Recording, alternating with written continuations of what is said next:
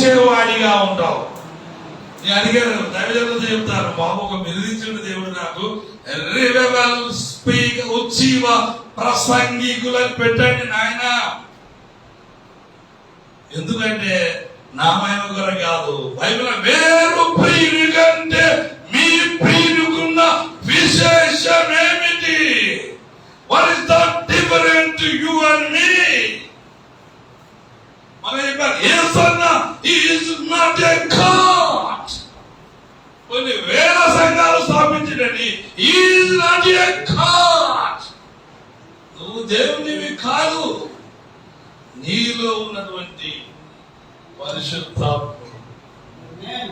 నువ్వు కట్టలే సంఘాన్ని, నీ జ్ఞానం కాదు, పరిచర్య నీది కాదు, ఊరు నీది కాదు. ఒక ఎండి డాక్టర్ లేదా ఎంబీఏ డాక్టర్ ఐఏఎస్ ఐపీఎస్ అయినా నేను భారతదేశంలో ఏ రాష్ట్రం అయినా పోతానంటాడు, కానీ ఈ ఊళ్ళో సర్పంచ్ చేస్తానంటే దాని ఎగ్జాంపుల్ చిన్న మనసు అండి బాబు, నాకు చాలా సేవ అనిపిస్తుంది. నువ్వు ఎక్కడికి పోయినా మాస్టర్, దేవుడికి స్తోత్రం. Hallelujah. All time record, always you are a pastor, any time, anywhere, any village, any town, any stage. ప్రపంచంలో ఎక్కడికి పోయినా గొప్ప నాయకుడిగా ఉంటావు. తప్పదు ఇప్పుడైనా కొట్టి దేవుడు. హల్లెలూయా. ఒక ఆయన మొన్న మెసేజ్ చేస్తాను, నేను మధ్యలోనే పోతాను వద్దు, నాకు నేను దేశాన్ని పొందగానే విన్నా అనిపించింది. ఏంటి 7 కోట్ల ప్రసంగాలు, వాట్ ఈస్ దిస్ అందకుండా నేను ఎవరైనా పిలిచింది అనిపిస్తున్నాను. నాకు పాటలు పాడదే నీకు వాక్యం రాకనే చెప్పవు. అండర్స్టాండ్? దయచేసి అర్థం చేసుకోండి. దేవుడు నీకు కృప ఇస్తే అలా పిలువబడు, అలా చెయ్యి, అలా నడు, అలా వెళ్ళు. ఎంతవరకైతే కర్తవ్యంలో ఎక్కువ చేయకు. Don't do the extra. అలాంటి గొప్ప నాయకులు కావాలని దేవుడు సిద్ధపరిచిన ఒక సేవకుడిని నేను ఆకాంక్షిస్తున్నా, కోరుకుంటున్నా. 95లో దేవుడు నన్ను పిలిస్తే 2000లో సేవకు పిలిచాడు. 5 సంవత్సరాలు విశ్వాసిగా, 22 సంవత్సరాల నుంచి బోధిస్తున్నాను. 30 ఏళ్ల వాడై బోధించడం మొదలుపెట్టిన యేసు ప్రభుకే 30 years పట్టింది. ఆయన సిద్ధపడేవారు. 3.5 సంవత్సరాలు గొప్ప సేవ చేశాడు. చప్పట్లు కొట్టి దేవుని హల్లెలూయా. దేవుడు నన్ను సిద్ధపరిచారు. చూడండి, 27 సంవత్సరాలు పట్టింది. నేను ఇప్పుడు బోధిస్తున్నా. నాతో ఉన్న అందరు ఎవరైనా అయిపోయారు. రాకుల స్వామి, రత్నకుమార్, యుక్తకుమార్, అందరు. నేను సిఎస్ఐ చర్చలు ఉండగానే పెద్ద పాస్టర్ అయిపోతుంది. దేవునికి స్తోత్రం. హల్లెలూయా. ఆత్మ సంబంధమైన బోధన తీసుకురావడం కొరకు, దేవుని దగ్గర నేర్చుకోవడం కొరకు నాకు ఇన్ని సంవత్సరాలు పట్టింది. దేవునికి స్తోత్రం. హల్లెలూయా. హల్లెలూయా. నిన్ననో మనలో ఒక ఆయనతో భద్రాచలం పాస్టర్ గారితో నేను మాట్లాడాను. ఈ రోజులలో బయట ఎవరైనా ఉద్యోగం చేయని, సేవ చేయని, కానీ ఉద్యోగం చేస్తూ సేవ చేయొద్దు అనేటప్పుడు కూడా వచ్చిన మంది ఉన్నారు. ఆయనతో డైరెక్ట్ మాట్లాడిన, ప్రభా ఏంటంటే ఆయన మనసులోనే ఉన్నది కనుక నేను నీతో చెప్పించిందని ప్రభు నాతో చెప్పాడు. దేవుడికి స్తోత్రం. హల్లెలూయా. అవునా, నా సొమ్ము నా ఇష్టం అంటాడు ఆయన. నీకేమన్నా అదే, నేను ఎవరికి చేయకుండా కష్టపడి పని చేస్తున్నాను, అనేకులకు ఆశీర్వాదకరంగా ఉంటున్నాను. ఇలాంటి ఒక పాత్ర నాకు అవసరమైంటుందని నన్ను ఉద్యోగంలో వచ్చింది. నేను చెప్పేంత వరకు రాజీనామా చేయొద్దన్నాడు. ఆల్రెడీ 2004లో నేను రిజైన్ చేశాను. కానీ దేవుడు నాకు అనేక విషయాలు నేర్పించి, నువ్వు ఇలా ఉండాలి, ప్రజల మధ్యలో ఉండాలి, నువ్వు ఏర్పడకుండా ప్రభు నాకు ఇలాంటి పరిచర్య ఇచ్చిందని నేను మీకు సాక్ష్యం ఇస్తున్నాను. దేవుడికి స్తోత్రం. హల్లెలూయా. ఈయన ఫుల్ టైం మినిస్ట్రీ పాస్టర్ అంటాడు. నిన్నెవరు పాస్టర్ అని చెప్పాడు బాబు. ప్రభు మెచ్చుకున్నటువంటి పాస్టర్. మొట్టమొదట నేను దైవజనుడు, తర్వాతనే లోకంలో కష్టపడి పనిచేసి, నేను ఎవరికి భారం కావద్దని బాబుగా రాత్రి పగలు కష్టపడి పని చేసుకుంటూ అన్నాడు ఆయన. నాకు అనిపిస్తుంది, నేను అనవసరంగా వీళ్ళకి ఎందుకు ఇచ్చాను, నేనే ఆర్డినేషన్ అవకాశం. మన గన్పూర్ లో పాస్టర్స్ ఫెలోషిప్ పెట్టారు. నేను అక్కడ అంగీకరించి వెళితే ఆ రాత్రి ఆ పాస్టర్ పిలిచినటువంటి ఆ చర్చిలో మీటింగ్ పెట్టుకున్న పాస్టర్కు దేవుడు బయలుపరిచినాడు. ఆయన దగ్గర నువ్వు న్యాయ పైసలు తీసుకో. 7,000 రూపాయలు ఆయన ఛార్జీలు ఇచ్చిండు, భోజనాలు పెట్టించిండు, నాకు కానుక ఇచ్చి పంపిండు. ఇదేం చేయాలి ఆయన అంటే దేవుడు నాకు బయలుపరిచిండు అని వాళ్ళ ప్రెసిడెంట్ పిలిచి అయ్యా ఆయన పైసలు ఆయనకి, నా పైసలు నాకు కొంచెం ఫోన్ పే లేదంటే నీ ఆర్గనైజర్ నువ్వు మాట్లాడితే చాలయ్యా బాబు, నాకు రాత్రి బయలుపరిచిండు. మా పిల్లలు కూడా చెప్పింది, నాకు నా భార్య చెప్పింది ఆయన దగ్గర తీసుకోవద్దని. నేను కూడా తీసుకోవడం లేదా, నిన్నటి నుంచి నాకు పిచ్చి పిచ్చి అవుతుంది, ఏదేదో అవుతుంది. నీ పైసలు తీసుకున్నా కాచి నీ పైసలు నువ్వు తీసుకోవాలి, పట్టు పెట్టి నా పైసలు నాకు ఇచ్చి చప్పట్లు పెట్టి దేవుడు ఆర్గనైజేషన్ అనేది హృదయం నుంచి కొనేది, కష్టపడి కన్నీళ్లతో కొన్నాను నేను దేవుని దగ్గర. దేవుని నమ్మకంగా బ్రతకడానికి బట్టి కొన్నాను. నేను బ్రతకడానికి చదివాను, నేర్చుకున్నాను, బోధించడానికి చదవలేదని నేను సాక్ష్యం ఇస్తున్నాను. దేవునికి స్తోత్రం. హల్లెలూయా. 70,000 రూపాయలు వస్తాయి నాకు నెలకు సుమారు. దేవునికి స్తోత్రం. హల్లెలూయా. ఆర్టీసీలో డిప్యూటీ సూపరింటెండెంట్ గా నేను చేస్తున్నా. దేవునికి స్తోత్రం. నాకు ప్రసంగించవలసిన అవసరం లేదు, బోధించవలసిన అవసరం లేదు, నిన్ను మార్చుకోవాల్సిన అవసరం లేదు, నిన్ను ఏదో చేయవలసిన అవసరం నాకు లేదు. నీ ఇంటికాడ కూర్చుంటే నాకు ఏదో నాకు వస్తుంది. ఆమె చప్పట్లతో దేవుని మాట్లాడుతున్నాం. మీ అందరి కొరకు ఈరోజు ప్రత్యేకంగా లీవ్ పెట్టాను. ఈరోజు జాక్పాట్ ప్రోగ్రాం వెళ్ళవలసి ఉండే. దేవుడికి స్తోత్రం. హల్లెలూయా. నిన్న మొన్న చేసి ఈరోజు నాకు లీవ్ కావాలని కొట్లాడి పెట్టాను. దేవుడికి స్తోత్రం. హల్లెలూయా. దేవుడు మనందరికి తోడైండు గాక. అనేక అద్భుతాలు, ఆశ్చర్య మహత్కార్యాలు, సూచక్రియలు దేవుడు మీ అందరికి మనందరికి తెలియచేయను గాక. ఆమేన్. హల్లెలూయా. హల్లెలూయా. ఆయన ఏకంగా రాసుకొని వచ్చాడు ఒక కాపు మీద, ఒక కమ్మ మీద రాసుకొని పెట్టి ఒకటే చదివేబట్టి. దయచేసి నేను ఎక్కడైనా రాసుకున్నట్టుగా కానీ గీతలు పెట్టినట్టుగా కానీ ఏమైనా ఉన్నాయన్నమాట. హల్లెలూయా. నేను నేర్చుకున్నాను. నా హృదయంలో ఉన్నటువంటి ఆ ధ్యానాలను, దేవుని ఆత్మవిలువలో ఆ మర్మాలను, ఆ సత్యాలను మిమ్మల్ని చెప్పి రేపాలని అంటాడు పేతురుగా. మిమ్మల్ని రేపుతా ఉన్నాను. దేవుడికి స్తోత్రం. హల్లెలూయా. హల్లెలూయా. మీ సిద్ధపాటు దేవునికి అవసరం లేదు. నాకు పోయిన దాకా కూడా ఏం చెప్పాడు, చాలాసేపు మాట రాదు నాకు, పొద్దున్నే నిలబడతా. చాలా మంది ఎప్పుడు చెప్తారు ఆయన మాట చెప్పలేదు అనుకుంటున్నాను.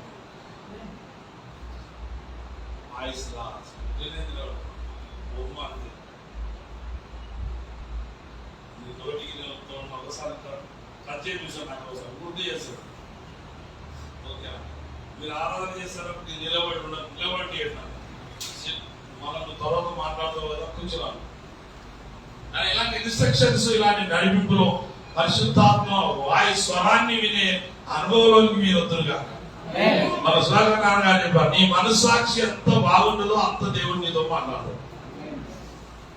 నా మాటలు ముగించే ముందు 1 తిమోతి 5వ అధ్యాయంలోని ఒక మాట చదివిస్తాను, నేను ప్రార్థన చేసుకుందాం. అన్ని విషయాలు లేకపోతే మీరు తర్వాత చదువుకోండి. మీరు చదువుతాడనే ఆత్మలో తెలిసి ఉంటుంది. దాంట్లో అనేక విషయాలు తెలుస్తాయి. ఒక అధ్యాయం కానీ ఒక వచనం కానీ రోజంతా ఉండవలుగుతున్నాం. నీకు మొత్తం చదవలేవు. అయినా నిన్ను ఎన్ని సంవత్సరాలు సిద్ధపరచాలో, ఏ అధ్యాయాల ద్వారా సిద్ధపరచాలో వాటి ద్వారానే సిద్ధపరచాడు.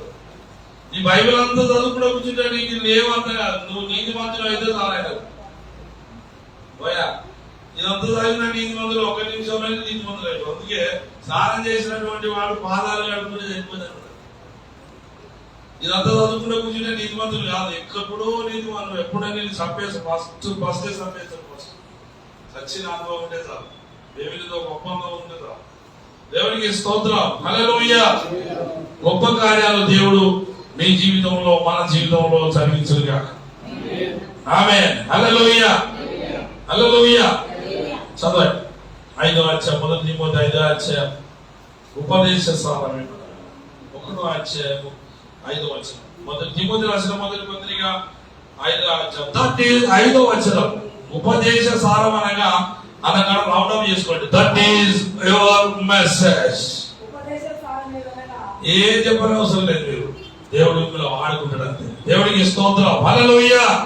చదవండి అసలు ఏంటి సందేశం అంటే ఏంటి, అసలు మెసెంజర్ ఎలా ఉంటాడు అనే విషయం అక్కడ ఉన్నది. కొన్ని విషయాలు మాత్రమే నేను వివరించగలుగుతున్నాను, కొత్త పరిచయం కనుక.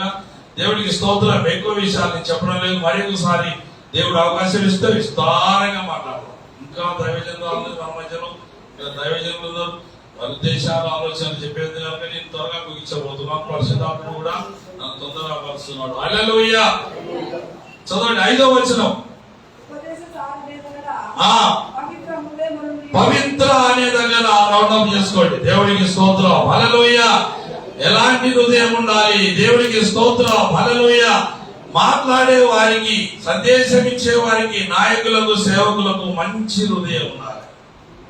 చాలు, దేవుడిని నిన్ను వాడుకుంటాడు. అందుకే హిమము కంటే తెల్లగా కనుగొంటాడు దావీదు. నిజంగా పిలువబడితే నిజంగా దేవుడు నీతో ఉంటే అంటుంటావు. తప్పప్పులు అసలే ఉండవు. ఊకే ప్రభువా అల్పుడను, జ్ఞానహీనుడను, బుద్ధిహీనుడను, నేను పాపిని ప్రార్థన చేస్తాను. ఇంకా అసలు ఇంకా ఉన్నారు. బుద్ధిహీనుడను, పాపిని, నన్ను క్షమించు. అరే నేను ద్వారా అసలు ప్రార్థన చేయరు. ఎత్తలేదు. ఎప్పుడు చేసినో 95లో ఒక ఆయన అంటాడు, మా మెసేజ్ అంతా అయిపోయిన ఒకసారి మండలం ఫెలోషిప్ అయిపోయినాక పాస్టర్ నాగర్ వచ్చి అంటారు, అన్న యేసు ప్రభు పౌలో కూడా కరెక్ట్ ఉన్నాడు కానీ మనం అందరం ఉంటాం అన్న అంటాడు. పాస్టర్ పెద్ద బ్యాప్టిస్ట్ చర్చి పాస్టర్. నాకు ఆశ్చర్యం అనిపించేసింది. దేవునికి స్తోత్రం. హల్లెలూయా. విపరీతమైన పెళ్లి చేస్తాడు ఆయన. ఇంగ్లీష్ అది ఇదేంటండి, పౌలు మనిషేనే, నేను యేసు ప్రభు కూడా మనిషి రూపంలోనే వచ్చేసే. నేను మా బావమారితో చెప్పాను రాజనపల్లిలో, ఏమైనా సతీష్ ఎక్కడికి ఊరుకుతాను, నువ్వెప్పుడు ఎంతో సేవ. సతీష్ కుమార్ కలవరి చర్చి అంటే స్కేల్ మీద పెడతారు. హన్మకొండ పోతారు, రాజనపల్లి నుంచి హన్మకొండ పోతారు చర్చికి. నీ కొడుకులు ఏం చేస్తారు, నువ్వేం చేస్తాను, బైబుల్ నీ దగ్గర లేదా, హృదయం నువ్వు ఇవ్వలేదా, నువ్వు చేయలేవా సేవ అని అడిగా. వాడు పోయి వచ్చుకుంటూ భార్య గుర్తుగా ఖాళీ హన్మకొండ పోయితే పని ఎక్కుంటున్నారు. తల్లి పిల్లలంతా పోయి ఈడ నువ్వు సేవ చేయవా బాబు అంటే కళ్ళు అని సతీశాడు ఎక్కడ స్క్రీన్ మీద. బట్ ఈజ్ అవసరం మనిషి కాదు ఆయన.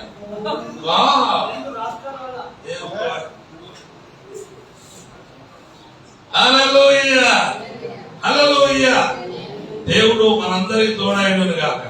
మోషేతో కూడా అన్నది ఆహారంలో ఊర్లో అన్నది, ఏమా నిన్నే పిలుచుకున్నాడా దేవుడు, నిన్నే వాడుకుంటాడా అన్నారు. కానీ మోషేకున్న ప్రత్యేకత ఏంటో అక్కడ గుర్తించాలి మనం. అదే విషయంలో దాంట్లో ఇంకో మరణం ఏంటంటే, మనము కూడా మోసేలాగా ఎందుకు నమ్మకంగా ఉండకూడదు, అలాగే మనం ఎందుకు జీవించకూడదు. ఇంకా ఎగ్జాంపుల్ ప్రభుత్వ గుర్తు చేస్తున్నాడు. కరెంటు ఒక్కలే వాడుకుంటే ఒక్క ఇంట్లో తీసుకుంటారా? కరెంటు నర్సంపేటలో ఉన్న అందరూ వాడుకుంటారా? సెల్లులు ఒక్కలే వాడుకుంటారా? అందరూ వాడుకుంటారా? ప్రభువు కూడా అందరం ఉపయోగించుకోవాలి. అభిషేకం కిందికి అందరం వచ్చేది కాక అభిషేకం కింది స్టేట్ మాత్రం లేకపోతే టైం అయిపోయింది. హల్లెలూయా. దయచేసి ఆయన ఎలాంటి హృదయం అలాగా అలా వివరించుకుంటూ పోతే అందుకే సమయం బాగా అయిపోయింది కనుక నేను కొట్టేసుకుంటూ వచ్చేస్తున్నాను. ఎలాంటి హృదయం ఉండాలన్నా హృదయం ఉండాలి. ఇంకొకటి ముగించబోతున్నాను. పాస్టర్ గారు ఆమె అంటాడు అక్కడ ఎందుకంటే మంచి మనసాక్షి ఉండాలండి. మనసు ఎవరో చూస్తారని దేవుడు కానీ మంచి మనసు ఉండాలి. ఓకే. విశ్వాసం నుండి కపటేమైనా పెట్టుకుంటేవారు అయినా కపట సహోదరుల వల్ల ఆపలని రాయబడ్డది. నేను మా బాబుతో మాట్లాడుతూ వస్తాను, మీలో ఒకడు నన్ను అప్పచెప్తాడని 12 మందిని అన్నారు బిడ్డ. 12 మందిలోనే యేసులోకి ఒకరిని గుర్తుపడతాడు, మీలోనే ఒకడు అప్పచెప్తాడే అని అన్నాను. అర్థం చేసుకోవాలి పాపం. ఆయన ఎవరు ఏవో పనుల గురించి అంటాడు, ఇది అంటాడు, అది అంటాడు, నా శరీరం తినంటాడు, నా రక్తం తాగంటాడు, దేవాలయం 3 రోజులు ఏ అందరిలో పట్టు ఏ శిలువ. మొన్న ఒకసారి ఎవరు పెట్టారు తయారు ప్రజలకు అనుకూలంగా బోధించినట్లయితే యేసు ప్రభువును సిలువే వేయకూడదు రోజులని పెట్టారు. ఎంతో మంచివాడు చప్పట్లు కొట్టి దేవుని మాయ ఏం విశ్వాసం కాదా అలా చెప్పుకుంటూ పోతే అనేక మర్మాలు దీనికి వస్తాయి. ఎలాంటి విశ్వాసం చెప్పండి? నిష్కపటమైనటువంటి విశ్వాసం. కలుగు లాస్ట్కు ప్రేమ అంత గట్టిగా చెప్తాను. లోపల చిన్నది లేకుండా అసలే బయటికి తెలియాలి. దానికి చాలా వాల్యూ ఉంటుందండి. అది ఉప్పొంగదు, అమర్యాదని నడుచుకోదు, స్వప్రయోజనాన్ని చూసుకోదు, త్వరగా పోకూడదు, దెబ్బలుగా ప్రవర్తించదు. చిన్న ప్రార్థన చేసుకుందాం, అందరం లేచి బాబు లేకేరా శాంత లేదా అవును కందార. చిన్న ప్రార్థన. ఆశ్చర్యకరమైన నీ వెలుగు వెలిగించిదివే, ఆశ్చర్యకరమైన నీ వెలుగులోనికి నన్ను పిలిచి వెలిగించిదివే. నీ గుణాతిశయములు ధరణిలో ప్రచురింప ఏర్పరచుకుంటివే.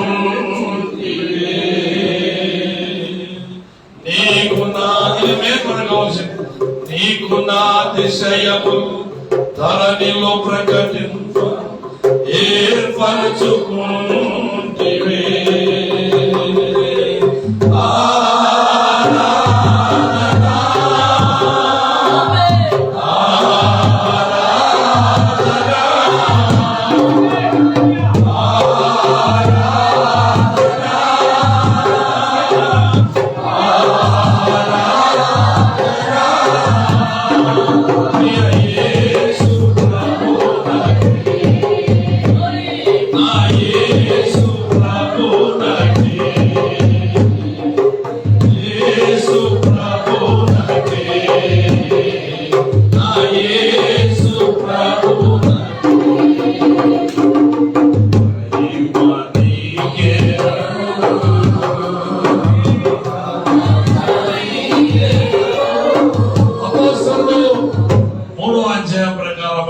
వెండి బంగారములు నా యుద్ధ లేవు.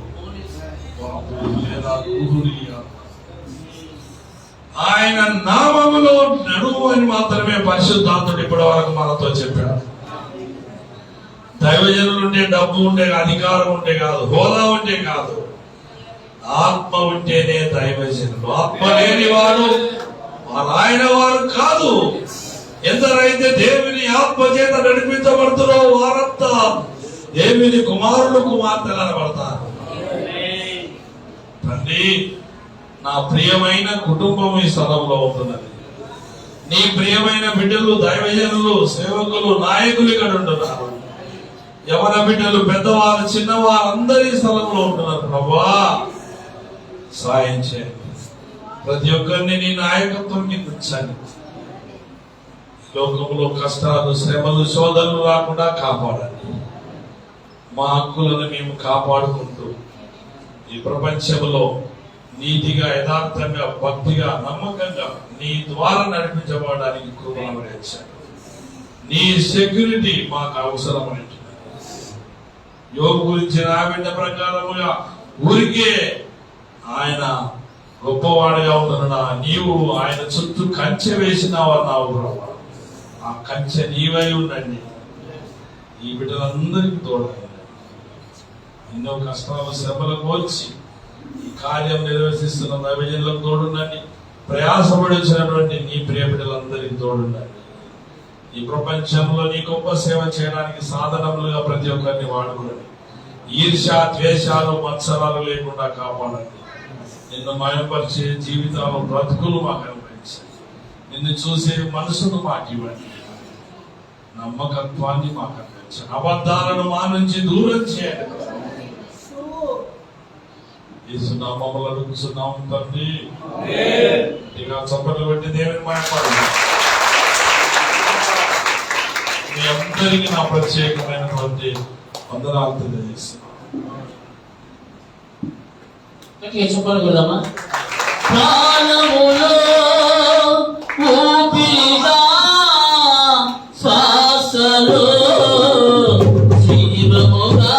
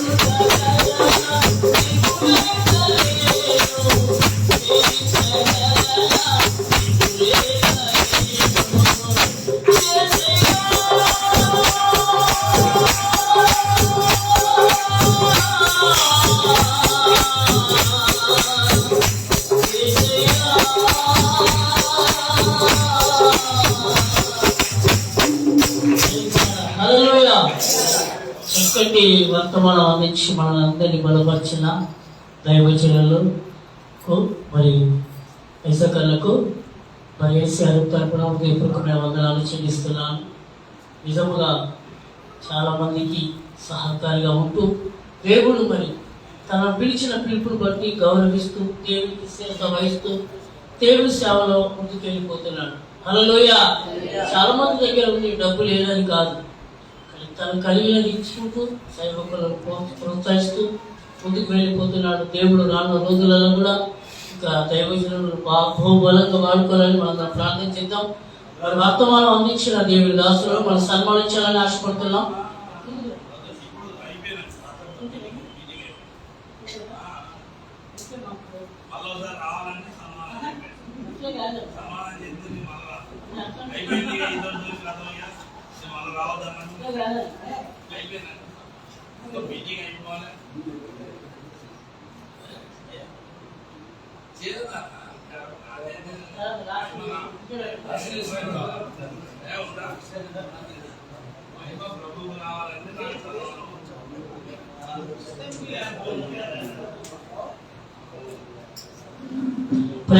హల్లెలూయా. మన మధ్యలో మరి దేవుని చేతిలో బలంగా వాడబడుతున్న దేవుని దాసురాలు మరి మేడం గారు మన మధ్యలోకి వచ్చి ఉన్నారు. మరి భద్రాచలంలో ఆయా ప్రాంతంలో దేవుని యొక్క పరిచయం జరిగిస్తున్న దేవుని దాసురాలు మరి ఎఫ్సి మేడమును మరి ప్రేమపూర్వకంగా సాధారణంగా స్టేజ్ పైకి ఆహ్వానిస్తున్నారు. వరస్తుడిగా చెప్పండి. అలాగే మన మధ్యలో దేవుని దాసులు మరి మేడాన్ని మనకు పరిచయం చేస్తారు. వారు కూడా మరి ఎల్సీఆర్ఎఫ్ లో మరి నేషనల్ వైస్ ప్రెసిడెంట్ గా ఉంటున్నారు. వారు కూడా ప్రేమపూర్వకంగా ఆహ్వానిస్తున్నారు.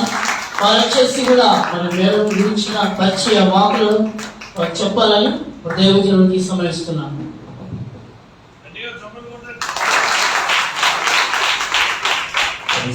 హల్లెలూయా. ఈ సమయం ఇచ్చిన దేవుడి దాసునికి ప్రత్యేక వందనాలు. అభిషేక్ గారికి ఇంతసేపు ఓపికతో కూర్చున్న మీ అందరూ కూడా ప్రత్యేక వందనాలు. హల్లెలూయా. ఎందుకంటే ఆల్రెడీ అలసిపోయి మొఖాలని వికారం అయిపోయి కూర్చున్నారు. కానీ కాసేపు ఒక 1 అవర్ మీరు అలాగే ఇంకా సహించగలిగితే కొన్ని మార్పులు ఇక్కడ నుంచి మనం బయలుదేరదాం.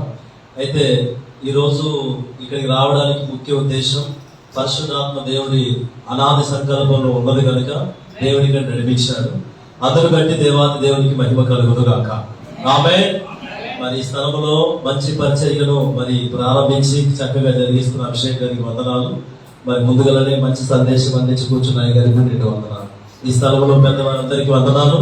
ప్రత్యేకంగా అబ్రహామయ్య గారికి నేషనల్ గా ఒక మంచి సహవాసాన్ని ఇలా బృందాన్ని తయారు చేసి డిస్ట్రిక్ట్ లెవెల్లో అనేక స్థలాల్లో దేవుని మహిమ కొరకు సేవకులందరినీ ఇలా బలపరుస్తూ ఎంకరేజ్ చేస్తూ సపోర్ట్ చేస్తూ వారందరినీ ఆదరిస్తూ ఈ మంచి సహవాస కూడికని ఇంటిగా ముందుకు తీసుకెళ్తున్న అబ్రహాం గారికి 2 వందనాలు. థ్యాంక్ యూ అయ్య గారు.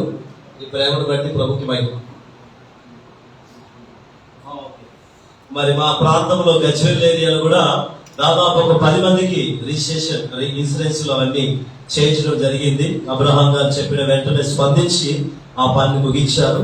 మీరు ఎవరైనా చేసుకోవాలి అనుకున్న వాళ్ళు కూడా ఆలోచన చేయకుండా చేసుకోవడం ద్వారా మనకు మంచిది. ఎల్ఐసి అంటే అందరికి ఆల్రెడీ మీకు తెలుసు కనుక ఇది సేవకుడి భార్య చనిపోయినా, సేవకురాలు చనిపోయినా, సేవకుడు చనిపోయినా వెనకాల ఉన్న వారికి మాత్రం ఒక ఆధారం, ఒక బలమైన సపోర్ట్ గా మిగులుతుంది. దయచేసి మరి అది కూడా జ్ఞాపకం చేసుకోండి.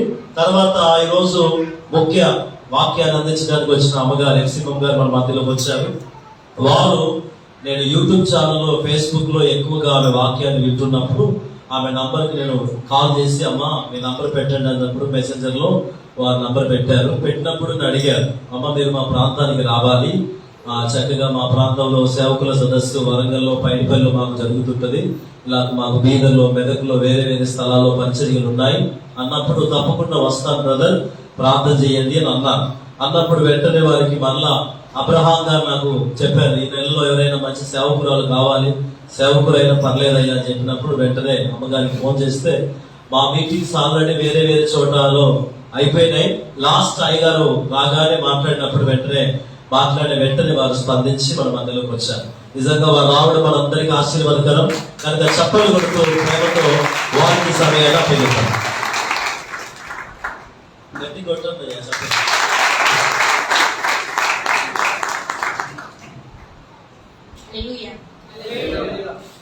దేవునికి మహిమ ఘనత ప్రభావములు కలుగును గాక. ఈ సేవకుల సదస్సుకు విచ్చేసిన నా తోటి దైవజనులందరికీ కూడా ప్రభు అయిన యేసుక్రీస్తు నామములో శుభాలు తెలియజేస్తున్నాను. అందరికీ ప్రైజ్ లార్డ్ అండి. ముఖ్యంగా మరి ఆనబుల్ సీట్స్ లో కూర్చున్న ప్రతి ఒక్క సేవకులకి నా హృదయపూర్వకమైన వందనాలు తెలియజేస్తున్నాను. ఇక్కడికి రావటానికి ముఖ్యముగా ఇద్దరు కారణం అండి. ఎవరు అనంటే మొట్టమొదటిగా పరిశుద్ధాత్మ దేవుడు, రెండవదిగా తోటి దైవజనుడైన సత్యం గారు. నిజంగా పరిశుద్ధాత్మ దేవుడు నడిపింపు లేకపోతే మనం ఒక అడుగు కూడా ముందుకు వేయలేము. కాబట్టి ఇది దేవుని కార్యం అని నేను తలంచుచున్నాను. మరి ఈ సేవకుల సదస్సుకి ముఖ్యంగా మరి అబ్రహాం పాస్టర్ గారికి నా ప్రత్యేకమైన వందనాలు తెలియజేస్తున్నాను. నా కుటుంబం పక్షాన, నా సంఘం పక్షాన. మరి చాలా దూరం నుండి మరి ఆలస్యం అవుతూ వచ్చింది, నేను రావడం ఆలస్యం అవుతూ వచ్చింది. కాబట్టి దయచేసి ప్రేమపూర్వకంగా క్షమించమని అడుగుచున్నాను. చాలా ఆలస్యం అవుతూ వచ్చింది కాబట్టి వేరే విషయాలు కాకుండా మరి కొన్ని నిమిషాలు మరి నా గురించి ఏంటో మీకు తెలియాలి కాబట్టి కొన్ని విషయాలు నా గురించి నేను పరిచయం చేసుకున్న తర్వాత మరి దేవుని యొక్క వాక్యంలోనికి మనం వెళ్ళిపోదామండి. వాటన్నిటికంటే ముందు ఒక చిన్న ప్రార్థన చేసుకుని దేవుని నామమును కనపరుద్దాం. ప్రార్థన. పరిశుద్ధుడా పరలోకపు తండ్రి, నీకు వందనాలు చెల్లించేస్తున్నాను ప్రభా. ఇదిగో తండ్రి, ఈ మధ్యాహ్న కాల సమయంలో ప్రభా, ఇదిగో తండ్రి, మీరే మాకు దేవుడని ప్రభా, ఇదిగో తండ్రి, మీరు ఇచ్చిన ఈ ధన్యతను బట్టి నీకు వందనాలు తెలియజేస్తున్నాను. అవును ప్రభా, ఏ పాటి వారం ప్రభా మేము నేను ఎంత లోకంలో నుండి మమ్మల్ని మీరు ప్రత్యేకపరిచి ఈ రీతిగా సహవాసాన్ని మీరు అనుగ్రహిస్తూ వచ్చారు. తోటి దైవజనులతో ఈ రీతిగా ఈ దినమునైనా ఇదిగో తన నీ సన్నిధిని అనుభవించడానికి మీరు ఇచ్చిన గొప్ప కృపను బట్టి మీకు వందనాలు. నైనా పరిశుద్ధాత్మ దేవునిగా మా మధ్యలో ఉండి మీ కార్యం జరిగించండి. నాతో, మాతో, మా అందరితో ప్రభా మీరు మాట్లాడమని వేడుకొచ్చినాను. మీ కృపలో భద్రపరిచి, నన్ను మరుగుపరిచి, నన్ను అభిషేకించి మీరు వాడుకుంటున్నామని యేసు పరిశుద్ధ నామమున బ్రతిమాలు వేడుకొచ్చున్నాము తండ్రి. ఆమేన్.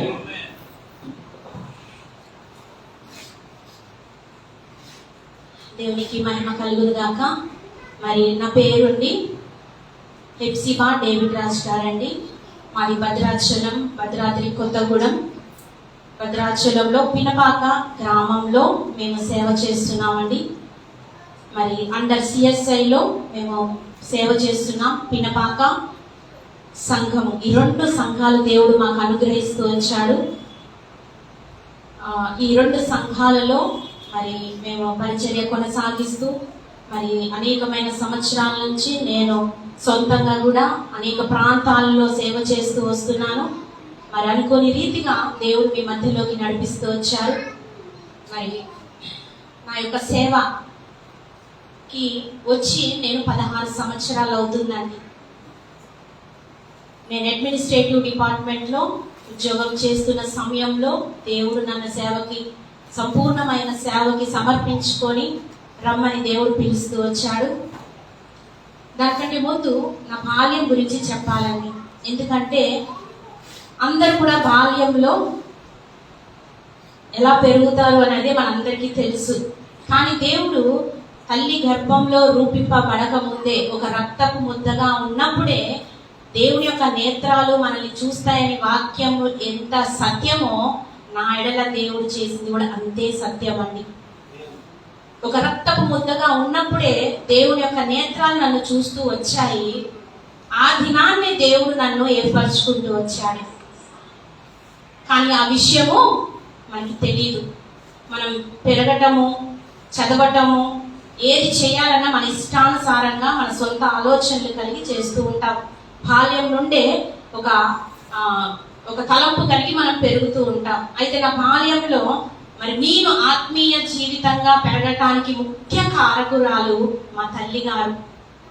మా తల్లిగారు చాలా స్ట్రిక్ట్ గా పెంచారండి నన్ననే కాదు, నాకు 2 అక్కలు, 1 అన్నయ్య, నేను చివరి దాన్ని. మా నాన్నగారు థర్మల్ పవర్ స్టేషన్ లో ఉద్యోగం చేస్తూ మరి పాల్వంచ ప్రాంతాల్లో మేము అక్కడ చదువుకుంటూ వచ్చాము. మరి అలాంటి చిన్నతనం నుంచే మాకు దైవికమైన ఒక క్రమంలో మా తల్లిదండ్రులు పెంచుతూ వచ్చారు. ఉదయకాలము కుటుంబ ప్రార్థనతో ఆరంభించి మళ్ళీ కుటుంబ ప్రార్థనతోనే ఆ దినాన్ని ముగించే రీతిగా మా తల్లి కుటుంబం ముందు వచ్చింది. 4ంటికే లేపేదండి మా తల్లి. చాలా విసుక్కునే వాళ్ళం. చిన్నతనంలో ఎలా ఉంటుందండి, అంత ఉదయకాలంలో లేవాలంటే చాలా ఇబ్బందిగా ఉండేది. మేము 4 బాగా తిట్టుకునే వాళ్ళం మా తల్లిదండ్రుల్ని, ఇంత ఉదయాన్నే లేపుతున్నారు అని. అలాగా లేపిన విసుక్కున్న మోకాలేసి ప్రార్థన చేయమన్న మోకాల మీద నిద్రపోతూ ఉండేవాళ్ళం. అప్పటికి మాకు దేవుడు అంటే ఎవరో మాకు తెలియదు, మా కొరకు ఏం చేశాడో కూడా మాకు తెలియదు. కానీ ఆ క్రమంలో పెంచుతూ వచ్చింది మా తల్లి. మరి ఆ రీతిగా పెరుగుతూ వచ్చామండి. అయితే చిన్నప్పటి నుంచి కూడా దేవుడు ముందు జరగబోయేటి, ముందు ఏదైనా శోధన వస్తుందా అని ముందుగానే నాకు దర్శన రూపంగా కల దూరం ద్వారా స్వరము ద్వారా దేవుడు నాతో మాట్లాడుతూ ప్రారంభించాడు. కానీ అది నేను గ్రహించలేకపోతూ వచ్చాను.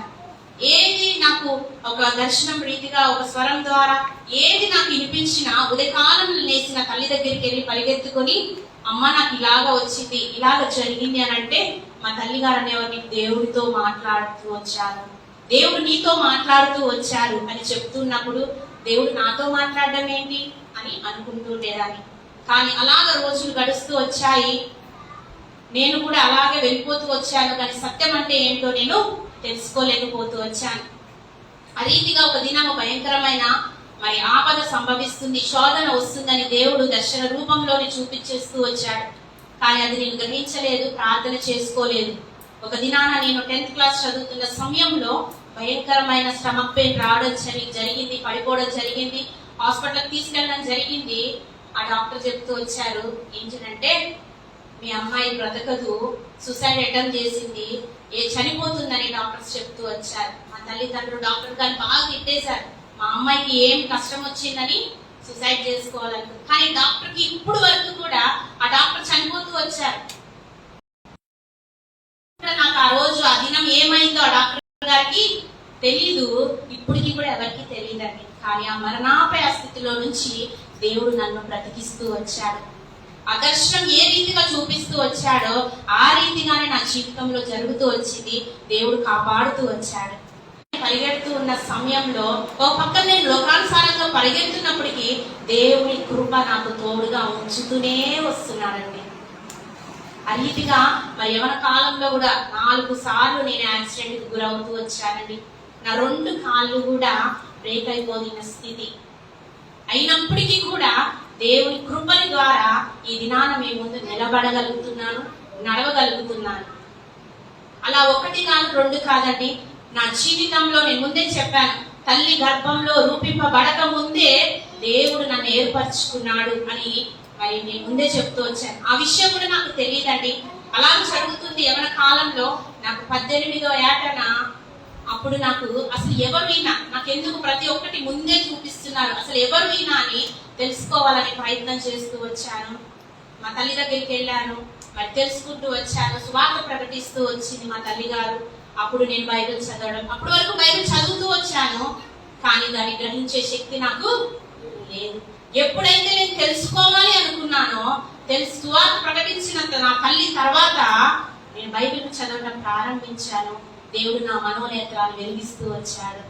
అప్పటి నుంచి పరిశుద్ధ గ్రంథము చదువుతుంటే అనేకమైన విషయాలు దేవుడు నాకు బయలుపరచడం ప్రారంభిస్తూ వచ్చాడు. 19వ ఏట నేను బాప్టిజం మరి 3 దినములు ఉపవాసం ఉండి ప్రార్థన చేస్తూ 19వ ఏట నేను బాప్టిజం తీసుకోవడం జరుగుతూ వచ్చింది దేవుడికి మహిమార్థంగా. మరి ఆ రోజు నుంచి ఈ రోజు వరకు కూడా దేవుడి మహాకృప నాకు తోడుగా ఉంటూ వచ్చిందని, అలా జరుగుతూ వచ్చింది. ఎక్కడికి వెళ్ళినా, ఏ స్థితిలో ఉన్నా దేవుడు నన్ను టాప్ లెవెల్లోనే ఉంచుతూ వచ్చాడండి. అన్ని చెప్పడానికి ఇప్పుడు సమయం లేదు, కానీ కొన్ని విషయాలే నా జీవితంలో జరిగినాయి నేను చెప్పాలని తలంచుచున్నాను. మరి నేను అలా చదువుకోవడం ప్రారంభించానండి. చదువుతూనే నాకు ఉద్యోగం ఆఫర్స్ రావడం ప్రారంభిస్తూ వచ్చాయి. హైదరాబాద్ లో బేగంపేటలో మరి వైట్ హౌస్ అనే ఒక కంపెనీ ఉందండి. 280 మంది, ఎంతమంది నాకంటే ఎక్కువ చదువుకున్న వాళ్ళు, ఎక్స్పీరియన్స్ ఉన్న వాళ్ళు అందరూ కూడా అన్ని రాష్ట్రాల నుంచి వచ్చారండి. 280 మంది ఇంటర్వ్యూకి వచ్చారు. మా నాన్నగారిని తీసుకొని నేను వెళ్ళాను ఆ ఇంటర్వ్యూకి. వెళ్ళినప్పుడు మా నాన్నగారు అంత క్రౌడ్ ని చూసి ఏమన్నారంటే, చిన్న నీకు రాగలేదే ఈ ఉద్యోగం అన్నారు.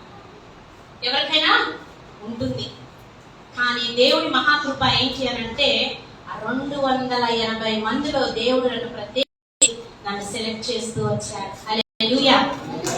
ఎక్కడికి వెళ్ళినా అండి, ఎక్కడికి వెళ్ళినా దేవునికి మహిమార్థంగా నన్ను నిలబెడుతూ వచ్చాడు. అది నేను గర్వంగా నేను చెప్పుకుంటున్నాను. ఎందుకంటే ఇది కేవలం దేవునికి మహిమ కొరకే దేవుడు నన్ను నిలబెడుతూ వచ్చాడు. నిజంగా చూడలేదండి.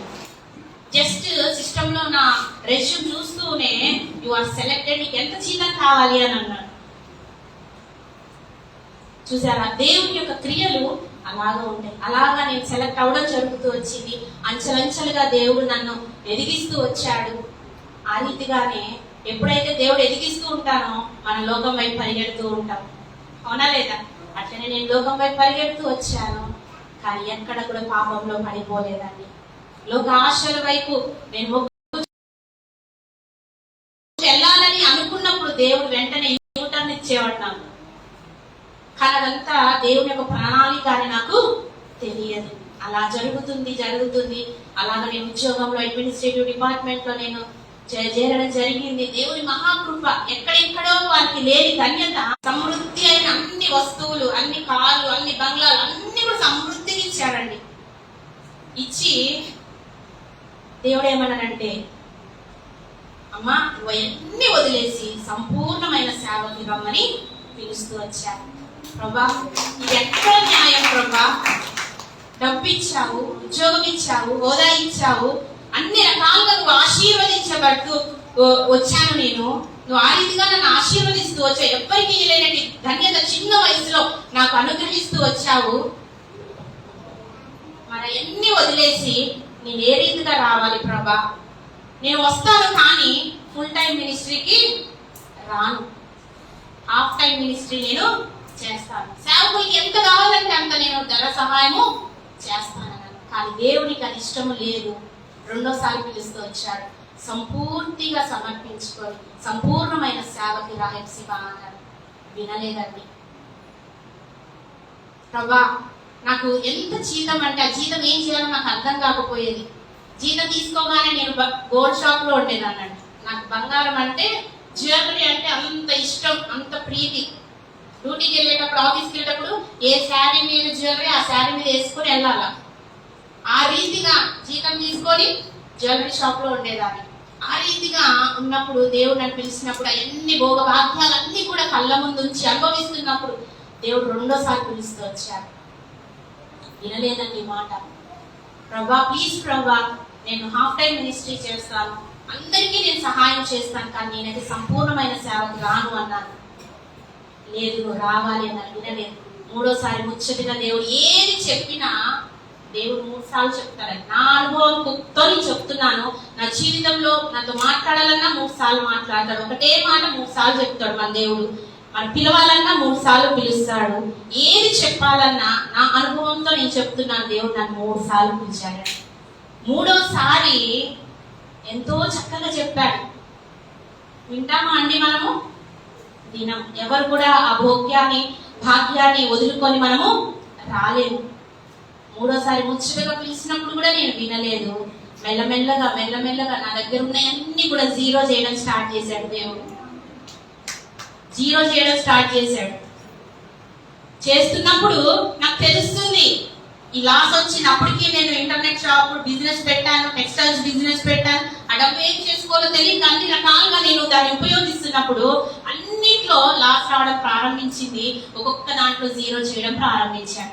నాకు తెలుస్తుంది ఇది దేవుని కార్యమే, ఇది దేవుని కార్యం తెలుస్తుంది, కానీ సమర్పించుకోలేని స్థితిలో నేను ఉండిపోతూ వచ్చాను. కొన్ని దినాల తర్వాత నేను ఆఫీస్లో ఉన్నప్పుడు నాకు కళ్ళు తిరగడం ప్రారంభిస్తూ వచ్చాయి. నేను పర్మిషన్ అడిగి ఇంటికి వచ్చేసాను. నా పక్కనే ఒక ఆంటీ ఉన్నారు. ఆ ఆంటీ నన్ను అడుగుతూ వచ్చింది, ఏంటి ఎఫ్సీ డ్యూటీ నుంచి వచ్చావంటే, నాకు కళ్ళు తిరుగుతున్నాయి ఆంటీ అని పడుకుంటే, ఏమైనా తిన్నావా అంటే తినలేదు అన్నాను. ఆవిడ ఆ ఆంటీ ఎగ్ రైస్ తీసుకొని వచ్చి నాకు ఇస్తే నేను తిన్నాను. వెంటనే నాకు వామిటింగ్ రావడం జరిగింది. ఆ వామిటింగ్ లో నాకు పెరాలసిస్ రావడం జరిగిందండి. నా లెఫ్ట్ సైడ్ అంతా నా చూపు, నా నోరు, నా చేయి, నా కాలు మొత్తం కూడా ఆ టైంలో డెడ్ అయిపోతూ వచ్చాయి. పక్షవాతం వచ్చింది. నారా చంద్రబాబు నాయుడు కుప్పం హాస్పిటల్కి నన్ను తీసుకెళ్లడం జరుగుతూ వచ్చింది. మెడికల్ కాలేజ్, చాలా పెద్ద కాలేజ్ హాస్పిటల్ అండి. అంత బాడీ అంతా స్కాన్ చేస్తున్నారు, ఎక్కడ ఏ ఫాల్ట్ లేదండి. డాక్టర్స్ ఏం చెప్పారు తెలుసా, 30 years అయినా కూడా ఈ సహోదరి ఇలాగే ఉంటుంది, తన జీవిత కాలం అంతా కూడా కోమాలోనే ఉంటుంది. నాకు అప్పుడు ఏమి తెలియదండి, కోమాలో ఉండిపోతూ వచ్చాను. నాకేం జరిగిందో కూడా నాకు తెలియదు. డాక్టర్స్ చెప్పిన స్టేట్మెంట్ అంటే వి కాంట్ డూ ఎనీథింగ్ అని చెప్తూ వచ్చారంట. వాళ్ళు దుఃఖ సాగరంలో ఉంటూ వచ్చారు. మా కుటుంబం అంతా కూడా చిన్న వయసులో ఏంటి ఇది అని చెప్పి అప్పటికి ఎంతో డబ్బు వెచ్చిస్తూ వచ్చారు, కానీ డాక్టర్స్ హోప్లెస్ అని చెప్తూ వచ్చారని. 3 దినాల్లో 3వ దినాన దేవుని యొక్క ఆత్మ నా ఆత్మతో మాట్లాడుతుంది. ఏంటనంటే, ఇంకా చివరి ఇంతే ప్రాణం అండి. దేవుడు అంటున్నాడు, ఇప్పుడుకైనా సంపూర్ణమైన సేవకి నువ్వు రావడం సిద్ధమా? ఒకవేళ నువ్వు 70 mm స్క్రీన్ మీద చూపిస్తున్నాడు, నువ్వు ఒకవేళ సేవకు వస్తే నీ జీవితం ఎలా ఉంటుందో చూపిస్తూ వచ్చాడు. ఒకవేళ నువ్వు సేవకు ఒప్పుకోకపోతే నీ జీవితం ఏమైతుందో చెప్తూ వచ్చాడు. ఆ నిమిషంలో ఒప్పుకోకుండా ఉంటారండి? ఎవరైనా ఒప్పుకోకుండా ఉంటారండి? అప్పుడు నా ఆత్మ దేవునితో చెప్పిన సమాధానం, నా ఖండంలో ప్రాణం ఉన్నంత వరకు నీ సేవ చేస్తానని తీర్మానం చేసుకుంటూ వచ్చాడు. హల్లెలూయా. నా చూపు వచ్చేసిందండి, నా నోరు వచ్చేసింది, నా చేయి వచ్చేసింది, నా కాలు వచ్చేసింది. నేను కోమాలు, అందరూ కూడా శవాలాగా పడుకున్నారు. నా కళ్ళు తెరిచి నేను చూస్తూ వచ్చాను. డాక్టర్స్ అందరూ పరిగెత్తుకుని వచ్చారు. మళ్ళీ బాడీ అంతా స్కాన్ చేస్తున్నారు, ఈమె ఎలాగా సజీవురాలుగా లేసింది అని. కానీ ఇప్పటికి కూడా డాక్టర్స్ కి తెలియదు ఏమైందో. ఆ రిపోర్ట్స్ ఇంకా కూడా నేను అలాగే దాచిపెట్టుకొని ఉన్నానండి. కానీ ఇంకా ఏమైందో కూడా డాక్టర్స్ కి తెలియదు. ఆ దినం నుండి ఏ దినమైతే నేను తీర్మానం చేసుకున్నానో, సంపూర్ణంగా నేను సమర్పించేసుకున్నాను, సంపూర్ణమైన సేవకి నేను రావడం జరిగిందేనండి. ఇప్పుడు ఇది వచ్చి 16 సంవత్సరాల నేను సంపూర్ణమైన సేవ సమర్పించుకొని, నేను అన్ని కోరికలన్నీ కూడా దేవునికి సమర్పించేస్తూ వచ్చాను. నా నగర్లన్నీ కూడా దేవునికి సమర్పిస్తూ వచ్చాను. నా చదువు, నేను 0 అయిపోతూ వచ్చాను. నా చదువు దేనికి పనికి రాలేదు, నా డబ్బు దేనికి పనికి రాలేదు, ఏది కూడా నా టాలెంట్ ఏది కూడా పనికి రాలేదు. నేను ఎక్కడికి ఏ కాలేజ్లోకి వెళ్ళి డెమో చెప్పినా కూడా అందరికి కనీసం ఒక 15-20 minutes తీసుకుంటారేమో. నాకు ఒక 5 minutes డెమో వినేవాళ్ళు, సెలెక్టెడ్ అని. ఎక్కడికి వెళ్ళినా సెలెక్ట్ లేదంటే నేను వచ్చేదాన్ని కాదండి. దేవుడు ఆ రీతిగా నన్ను హెచ్చిస్తూ వచ్చాడు. నన్ను సేవకు పిలిచినప్పుడు దేవుడు నాతో మాట్లాడిన మాట ఏంటి అంటే, ఇర్మియా గ్రంథము 1వ అధ్యాయము 4వ వచనం ద్వారా నాతో మాట్లాడుతూ వచ్చాడు. దయచేసి ఎవరైనా చదవగలరా వాక్యాన్ని? ప్రత్యక్షమై ఇలా సెలవిచ్చును, గర్భంలో నేను నిన్ను రూపగా మునిపే నిన్ను ఎరిగి తిని, నీవు గర్భము నుండి బయటపడక మునిపే నేను నిన్ను ప్రతిష్ఠించి తిని, జనములకు ప్రవక్తగా నేను నియమించి తిని. హల్లెలూయా. ఈ వాక్యము ద్వారా నన్ను దేవుడు దర్శిస్తూ వచ్చాడు. మరి నిజంగా మరి అనేక మంది జనములకు ఏం చేస్తానన్నాడండి? ప్రవక్తగా చేస్తా అన్నాడు. నాకు అప్పుడు అర్థం కాలేదు. తర్వాత చిన్నప్పుడు మా తల్లి గారు ఒక విషయం చెప్తుండేవారు. ఏంటి అని అంటే, నాకు 2 అక్కలు, ఒక అన్నయ్య అండి. అయితే మా అమ్మ మళ్ళీ కన్సీవ్ అయింది. అండ్ కన్సీవ్ అయినప్పుడు ఇప్పటికే 3 పిల్లలు వచ్చారు, ఆడపిల్లలు ఉన్నారు 2. మళ్ళీ ఆడపిల్ల పుడుతుందేమోనని అబార్షన్ చేయించుకోవడానికి హాస్పిటల్కి వెళ్ళారంట. వెళ్ళినప్పుడు ఆ డాక్టర్ చెప్పింది, నాకు అబార్షన్ చేయండి మా తల్లి గారు అంటే, ఆ డాక్టర్ అమ్మ అనిందంట, ఎజ్వేకమ్మ అబార్షన్ ఎందుకు, 2 అమ్మాయిల తర్వాత ఒక కుమారుడు పుట్టాడు, ఈసారి కూడా కుమారుడు పుడతాడు, నువ్వు ఉంచుకో అని చెప్పిందంట ఆ డాక్టర్ అమ్మ. అప్పుడు ఎవరు పుట్టారండి? నేను పుట్టాను. ఇప్పుడు దేవుడు మాట్లాడిన మాట ఇది కరెక్టా కాదండి? 100% కరెక్ట్. దేవుడు నేను ఒక రక్తపు ముద్దగా ఉన్నప్పుడే నన్ను అనేక మంది జనములకు ప్రవక్తగా చూశాడు. కాబట్టి అనేకమైన అపాయాల నుంచి, అనేకమైన శోధనల నుంచి, అనేకమైన ఇబ్బందుల నుంచి నన్ను కాపాడుతూ వచ్చాడు. కానీ లోకంలో మనం జీవిస్తున్నప్పుడు ఆ పరిస్థితులు వచ్చినప్పుడు మనం ఎంత కృంగిపోతాం. మామూలు పరిస్థితులు కాదండి. ఎంత చెప్పుకోవాలంటే ఈ సమయం మనకు సరిపోదు. ఒకటే మాట చెప్పాలంటే నన్ను బండకేసి బాధానండి దేవుడు. బట్టలు మనం బండకేసి బాధితే మురికిపోతుంది కదా, అట్లా నా ఆత్మీయ జీవితాన్ని సేవకు పిలిచినప్పటి నుంచి, పిలవక ముందు నుంచి కూడా దేవుడు అన్ని శోధనలు పెట్టి నన్ను రమ్యముగా మారుస్తూ వచ్చాడు. కాబట్టి మరి ఈ దినము ఈ రీతిగా దేవుడు నన్ను ఇక్కడ నిలబెట్టాడు అని అంటే అది కేవలం దేవుని యొక్క కృపే. ఎవరో పిలిస్తే మనం పరిగెత్తుకుంటూ వచ్చేయడం కాదు. అవునా లేదండి? దేవుని యొక్క ప్రేరేపణ, దేవుని యొక్క చిత్తము లేకపోతే ఏది కూడా దేవుడు చెయ్యడండి. అందుకే దైవ సేవకులు ఎప్పుడైతే పరిశుద్ధాత్మ ద్వారా దేవుడు సేవకి పిలుస్తాడో సేవకులుగా మనం ఎప్పుడు నిలబడతామో సంఘాలు అప్పుడు నిలబడతాయండి. సేవకులు ఎప్పుడు పడిపోతామో సంఘాలు పడిపోతాయండి. కాబట్టి సేవకుని యొక్క సాక్ష్యము, సేవకుని యొక్క క్యారెక్టర్ మీద సేవకుని యొక్క మినిస్ట్రీ ఆధారపడి ఉంటుంది. అవునా లేదా అండి? సేవకుని యొక్క సాక్ష్యము, సేవకుని యొక్క క్యారెక్టర్ మీద సేవకుని యొక్క మినిస్ట్రీ ఆధారపడి ఉంటుంది. ఈ రెండు సేవకునికి చాలా ఇంపార్టెంట్ అయినవి. కాబట్టి దేవుడు మనకి ఎందుకు సాక్ష్యం ఇచ్చాడు? దాన్ని కాపాడుకొని సంఘాన్ని మనం అభివృద్ధి చేసుకోవాలి. అవునా లేదా అండి? కాబట్టి సేవకులుగా మనం చాలా మంది ఎవరిని కలిగించినా సేవ అంటే ఏమంటామండి? చెప్పాలి. సేవ అంటే ఏమంటాం?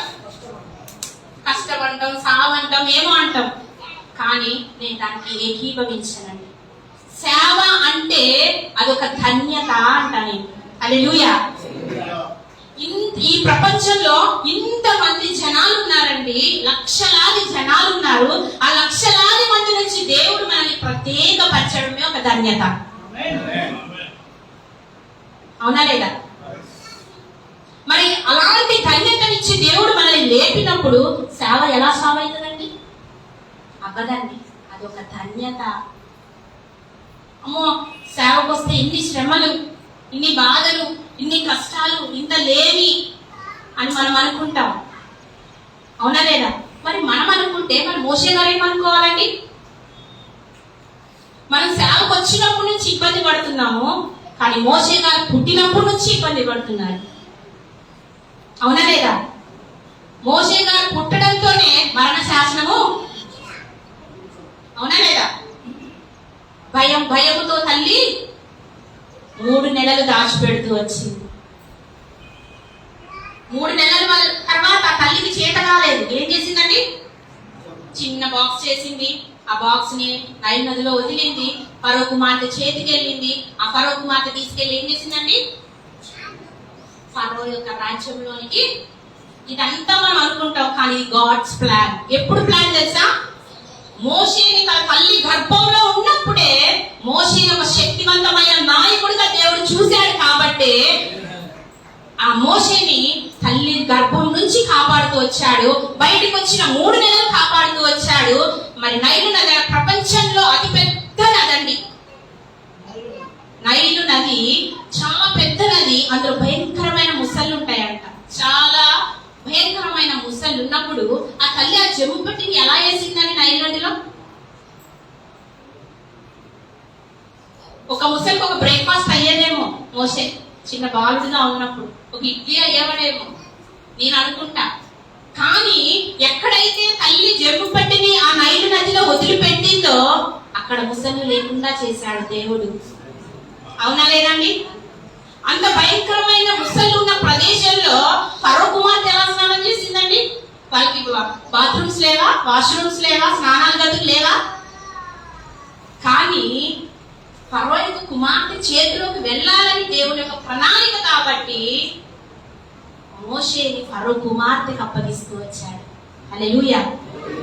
అలాగా మోషేని ఎక్కడికి తీసుకెళ్ళాడండి? భవంతిలోనికి తీసుకెళ్ళాడు, ఆ రాజ్యంలోనికి తీసుకెళ్ళాడు. ఎక్కడ ప్రాణ భయం ఉందో అక్కడికే దేవుడు. మరి మోషేకి వచ్చిన శ్రమలు మనకంటే ఎక్కువ శ్రమలు కాదు కదండి. అలాగ తీసుకెళ్ళాడు. ఎందుకు తీసుకెళ్ళాడు ఎవరైనా చెప్పగలరా? మోషేని తల్లి గర్భంలో కాపాడాడు, పుట్టిన తర్వాత కాపాడాడు, నైల్ నదిలో కాపాడాడు. ఇప్పుడు ఎక్కడికి తీసుకెళ్ళాడు? ఎక్కడ ప్రాణ భయం ఉందో అక్కడికి తీసుకుని వెళ్ళి పెట్టాడు. ఎందుకో తెలుసా? అక్కడ 40 సంవత్సరాలు మోషేని దేవుడు ఉంచుతూ వచ్చాడు. ఎందుకో తెలుసా? ఎస్, ఐగుప్తి చెర నుంచి ఇశ్రాయేలుని కాపాడడం కోసము దేవుని యొక్క ప్రణాళిక. హల్లెలూయా. 40 సంవత్సరాలు ఆ యొక్క భవంతిలో ఉన్న ప్రతి ఒక్క అడుగు మోసే తెలుసుకుంటూ వచ్చాడు.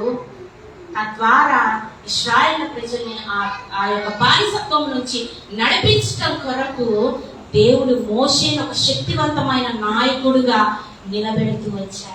మోషే పుట్టినప్పుడే ఆ యొక్క లక్షలాది మంది ప్రజల్ని నడిపించే ఒక నాయకుడిని చూశాడు కాబట్టే మోషేని నిలబెడుతూ వచ్చాడు. అవునా లేదండి?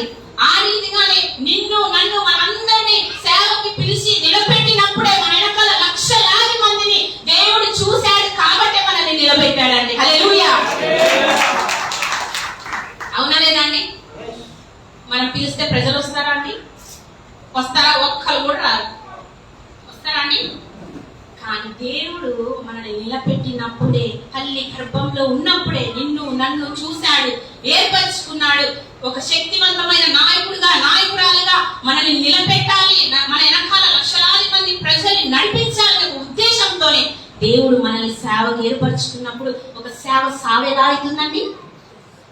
కాబట్టి నేను ఏకీభవించాను. అదొక ధన్యత. ఎప్పుడైతే సేవలు ఇష్టంగా చేస్తామో, ధన్యతగా చేస్తామో, ఆటోమేటిక్ గా మోషేని ఏ రీతిగా అయితే ప్రతి శ్రమ నుంచి దేవుడు కాపాడుతూ వచ్చాడో మనల్ని కూడా ఇప్పటి వరకు కాపాడలేదండి, కాపాడుతూ వచ్చాడు. ఎన్ని శ్రమలండి, ఎన్ని ఇబ్బందులు, ఎన్ని అనుకూల పరిస్థితుల్లో కూడా దేవుడు మనల్ని నిలబెట్టే శక్తిని దేవుడు మనకి ఇస్తా ఉన్నాడు. అవునా లేదా? ఆ రీతిగా ఇశ్రాయేలు ప్రజల్ని మోషే నడిపిస్తూ వచ్చాడు. చూడండి, ఆదామును నిర్మించినప్పుడే ఆదాము, ఇప్పుడు మనం ఈ ప్రపంచంలో ఉన్న ఈ లక్షలాది కోట్ల మంది ప్రజల్ని మనం ఇప్పుడు చూస్తున్నాం. అవునా లేదా? కానీ దేవుడు ఎప్పుడు చూశాడు తెలుసా? ఆదామును నిర్మించినప్పుడే ఈ ప్రజలందరూ నీ దేవుడు చూస్తూ వచ్చాడు. కాబట్టి ఈ ఐగుప్తి అనే ఈ లోకము నుండి కనాను అనే పరలోకానికి ప్రజల్ని నడిపించడం కొరకే నిన్ను నన్ను దేవుడు ఏర్పరచుకుంటూ వచ్చారని. ఎంతమందిని మనం కనాను అనే పరలోక రాజ్యంలోనికి నడిపిస్తున్నాం ఈ దినాన. కాబట్టి సేవ భారంతో చేయకూడదండి. సేవ ఎట్లా చెయ్యాలి అని అంటే సంతోషంగా చేయాలి. ఏ పరిస్థితుల్లో అయినా దేవుడు మనల్ని పరీక్షించడానికి, సేవకుడికి అనేకమైన అనుభవాన్ని చూపించడం కొరకే దేవుడు మనల్ని నిలబెడతాడు. అది మన శోధన అనుకోకూడదు, అది మన శ్రమలు అని మనం అనుకోకూడదండి. ఒక తల్లిగా, తండ్రిగా అనేక మంది ప్రజల్ని మన వెనకాల మనల్ని నడిపించాలని, అనేక మందికి మనం ఒక తల్లిగా, తండ్రిగా ఉండాలని దేవుడు ఆశపడి నిన్ను నన్ను పిలుస్తూ వచ్చాడు. మరి మనం ఒక తల్లిగా, తండ్రిగా అనేక మంది, మరి మనకు దేవుడు ఏర్పరిచిన మందకి మనం తల్లిగా, తండ్రిగా ఉంటున్నామా? మరి ఈ శ్రమలే శ్రమలు అనుకుంటే, పరిశుద్ధ గ్రంథంలో పౌలు గారికి పడిన శ్రమలు ఎన్ని శ్రమలండి? ఆయన చేసిన పరిచర్య మనం చేయగలమా? చూసుకుందాం. ఇది నమ్ము పౌలు గారు, పరిశుద్ధులైన పౌలు గారు, మరి ఆయన చేసిన పరిచర్యలో కొన్ని విషయాలు మనం నేర్చుకొని మనం ముగించుకుందామండి. పరిశుద్ధ గ్రంథంలో నుండి అపోస్తలుల కార్యాలు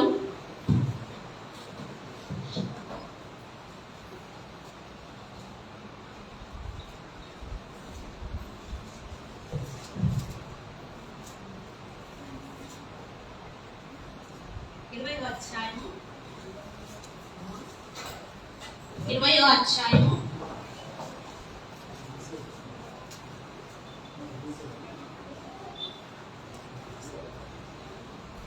20 20వ అధ్యాయము 17, 18, 19 ఎవరైనా చదివి సహాయం చేయండి. అప్పుడు మిలేతు నుండి ఎఫెసునకు వర్తమానం పంపి సంఘం పెద్దలను పిలిపించెను. వారు తన ఎద్దుకు వచ్చినప్పుడు అతడు వారు తిన్నాను. నేను ఆశలో కాలు పెట్టిన దినం నుండి ఎల్లకాలము మీ మధ్యలో నడుచుకుంటున్న మీరే ఎరుగుదురు. యూదుల కుట్ర వలన నాకు శోధనలు సంభవించినను కన్నీరు విడుచు పూర్ణమైన వినయభావముతో నేను ఎలాగున ప్రభువుని సేవించుచునో మీకు తెలియను. మరియు ప్రయోజనకరమైనది ఏదియో దాచుకలంగా బహిరంగంగా ఇంటింటనో మీకు తెలియజేయచ్చు బోధించుచు దేవుని ఎదుట మారుమనసు పొంది మన ప్రభువైన యేసుక్రీస్తునందు విశ్వాసం ఉంచవాలని యూదులకు గ్రీసు దేశస్తులకు ఎలాగో సాక్షించుచుంటునో ఇదంతా మీకు తెలియను. చాలా దేవుడు ఈ మాటల ద్వారా మనతో మాట్లాడును గాక. మరి అపోస్తల కార్యాలు 20వ అధ్యాయము 17వ వచనం నుంచి మనం చివరి వచనం వరకు కనుక చూసుకుంటే పౌలు గారు ఏ రీతిగా సేవ చేశారో వారి సంఘంలో ఉన్న వారితో చెప్తున్నారు. ఇందులో చాలా విషయాలు ఉన్నాయండి, కానీ నేను ఒక 4 విషయాలు ఫాస్ట్ గా చెప్పేస్తాను. దయచేసి ఇక్కడ పెద్దవాళ్ళు ఉన్నారు, చాలా టైం అయిపోయింది కాబట్టి త్వరగా ముగించడానికి నేను ప్రయత్నం చేస్తాను. కాబట్టి ముందుగా 17, 18, 19 వచనాల్లో ఉన్న ఒక 4 అంశాలు నేను తీసుకుంటాను.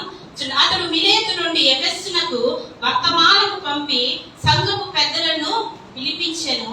వారు తన యొద్దకు వచ్చినప్పుడు వారితో ఇట్లా నేను చూడండి, ఇక్కడ పౌలు గారు మరి ఎక్కడంటే మిలేతులో నుండి ఎఫెసులో ఒక చక్కటి సంఘం కట్టబడుతూ వచ్చింది. అక్కడ ఉన్న సంఘపు పెద్దల్ని ఆ పౌలు గారు పిలిపించి ఆ యొక్క సంఘ పెద్దలు ఆ సంఘము పౌలు గారు కాసిన ఒక మందతో పౌలు గారు చెప్తున్నారు. ఏమని చెప్తున్నారంటే, నేను ఆసియాలో కాలు పెట్టిన దినము నుండి ఎల్లకాలము మీ మధ్య ఎలాగో నడుచుకుంటునో మీరే ఎరుగుదురు. సంఘముతో పౌలు గారు చెప్తున్న ఒక కాన్ఫిడెన్స్ గల మాట ఏంటంటే, నేను సేవకు వచ్చిన దినము నుండి మీ మధ్యలో నేను ఎలాగ నడుచుకున్నానో నేను చెప్పవసరము లేదు. నేను ఎలా పరిచయం చేశానో, ఎలా నడుచుకున్నానో, ఎలా బోధించానో మీకే తెలుసు కదా అంటున్నాను. మనం కాస్తున్న మందతో మనం ఉన్నప్పుడు కాదు, లేనప్పుడు ఏం చెప్తున్నారు? అర్థమైందని చెప్పింది. మనం కాస్తున్న మంద మన గురించి ఉన్నప్పుడు ఒక రకంగా చెప్తుంది, మన బయటికి వెళ్ళిన తర్వాత మరొక రకంగా చెప్తారు. అవునా లేదండి? ఇది 100% కరెక్ట్. కానీ ఇక్కడ పౌలు గారు సంఘంలో ఉన్న సభ్యులతో చెప్తున్న మాట ఏంటంటే, నేను సేవ చేసే దినాలన్నిటిలో నేను మీ మధ్య ఎలా నడుచుకున్నానో నేను చెప్పవసరము లేదు, మీకే తెలుసు కదా. ఎందుకు అంత కాన్ఫిడెన్స్ గా పౌలు గారు చెప్తున్నారు చెప్పనా? నేను ఎక్కడికి వెళ్ళినా, ఏ మీటింగ్కి వెళ్ళినా ఈ మాట ఖచ్చితంగా ఉపయోగిస్తా. ఏంటంటే, ప్రతి సేవకి ముందే చెప్పాను, ముందుగా మన సాక్ష్యము మన కుటుంబంలో ఉండాలి. ఎక్కడ ఉండాలండి? మొట్టమొదటిగా సేవకుడికి సాక్ష్యం ఎక్కడ ఉండాలంటే మన గృహాల్లోనే ఉండాలి. నెక్స్ట్ ఎక్కడ ఉండాలంటే మనం నివసించే వీధిలో ఉండాలి. తర్వాత ఆటోమేటిక్ గా చెప్పవసరం లేదు, ఈ సంఘాల్లోని సాక్ష్యము వెళ్ళిపోతూనే ఉంటది. ఎవరు చెప్పవసరం లేదు ఈ గురించి. ఎందుకు ముందుగా నీ ఇంటిలోని సాక్ష్యం ఉండాలని నేను చెప్తున్నానంటే, సేవకులం అయినప్పటికీ మన ఇంట్లో మన సాక్ష్యం ఉండదు, ఇంటిలోనే సమాధానం ఉండదు, ఇంట్లోనే సంతోషం ఉండదు, ఇంట్లోనే ప్రార్థన ఉండదు, మన పిల్లలు మన మాట వినరు, ఇంట్లో కుటుంబ ప్రార్థన ఉండదు, వ్యక్తిగత ప్రార్థన ఉండదు. మరి ఇంటిలోనే నీ సాక్ష్యం లేకపోతే సంఘంలో నీ సాక్ష్యం ఎలా వస్తుంది? ఉంటుందా అండి? కాబట్టి ప్రతి ఒక్క క్రైస్తవుడికి ఉండాల్సిన మొట్టమొదటిది ఏంటంటే, మన గృహాల్లో మన భార్యకి తెలుసండి సేవకుడి గురించి, సేవకురాలికే అంతా తెలుస్తుంది. అవునా లేదా? సేవకుడి గురించి సేవకురాలికే తెలుస్తుంది, సేవకురాలి గురించి సేవకుడికే తెలుస్తుంది. తల్లిదండ్రులు సేవకులు సేవకురాల గురించి పిల్లలకి తెలుస్తుంది. ఈ దినాల్లో సేవకుల యొక్క పిల్లలు ఎలా ఉన్నారండి?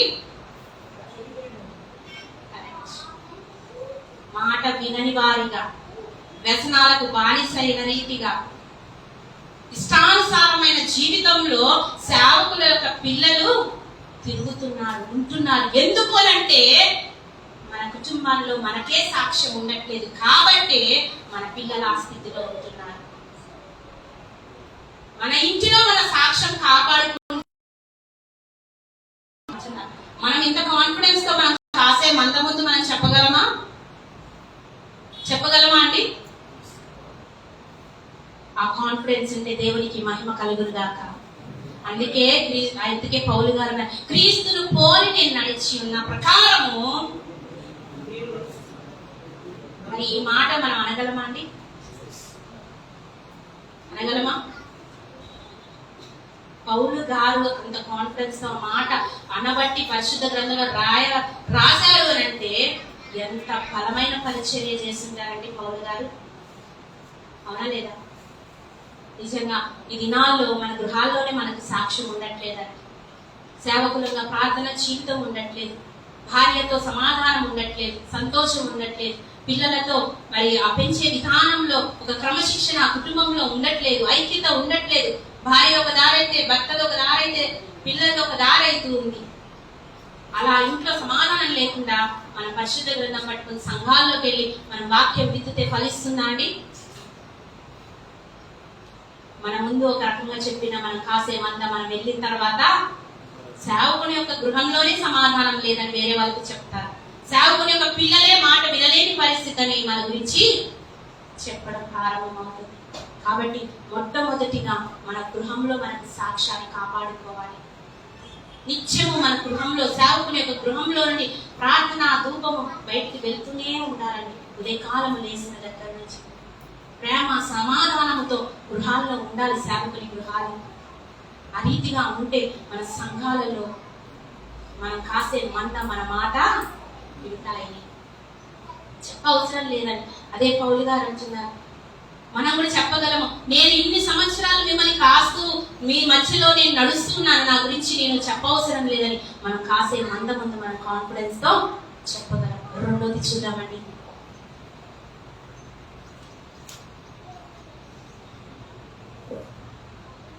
నేను ఆసియాలో కాలు పెట్టిన దినము నుండి ఎల్లకాలము మీ మధ్య ఎలాగూ నడుచుకుంటునో మీరే ఎరుగుదురు. యూదుల కుట్రల వల్ల నాకు శోధనలు సంభవించినను. పౌలు గారికి ఏం సంభవించినాయి అంటండి? శోధనలు ఇప్పుడే కాదండి. ఎప్పుడే అండి? అప్పుడు నుంచే యేసు ప్రభు వారు పరిచర్య చేసినప్పటి నుంచే శోధనలతోనే యేసు ప్రభు వారు పరిచర్య చేస్తూ వచ్చారు. ఆయనకే వచ్చినాయి శోధనలు. మనం ఎంతటి వారం? అవునా లేదా? యూదుల కుట్రల వల్ల శోధనల మధ్యలో పరిచర్య చేస్తూ వచ్చారట పౌలు గారు. ఇప్పుడు చెప్పండి, మొదటి శత్రువు మనకి ఎవరుంటారండి? యూదులే. మనకు కూడా ఫస్ట్ ఎవరుంటారండి? మన సంఘం నుంచే శ్రమ స్టార్ట్ అయితే. అవునా లేదండి? ఎక్కడో అవసరం లేదండి. ఎక్కడి నుంచి ప్రారంభమైతే అంటే అక్కడి నుంచే ప్రారంభమైతే. మన ఇంట్లో 5 ఉంటే 5 దిక్కులు ఉంటాం. సంఘంలో 100 మంది ఉంటారు.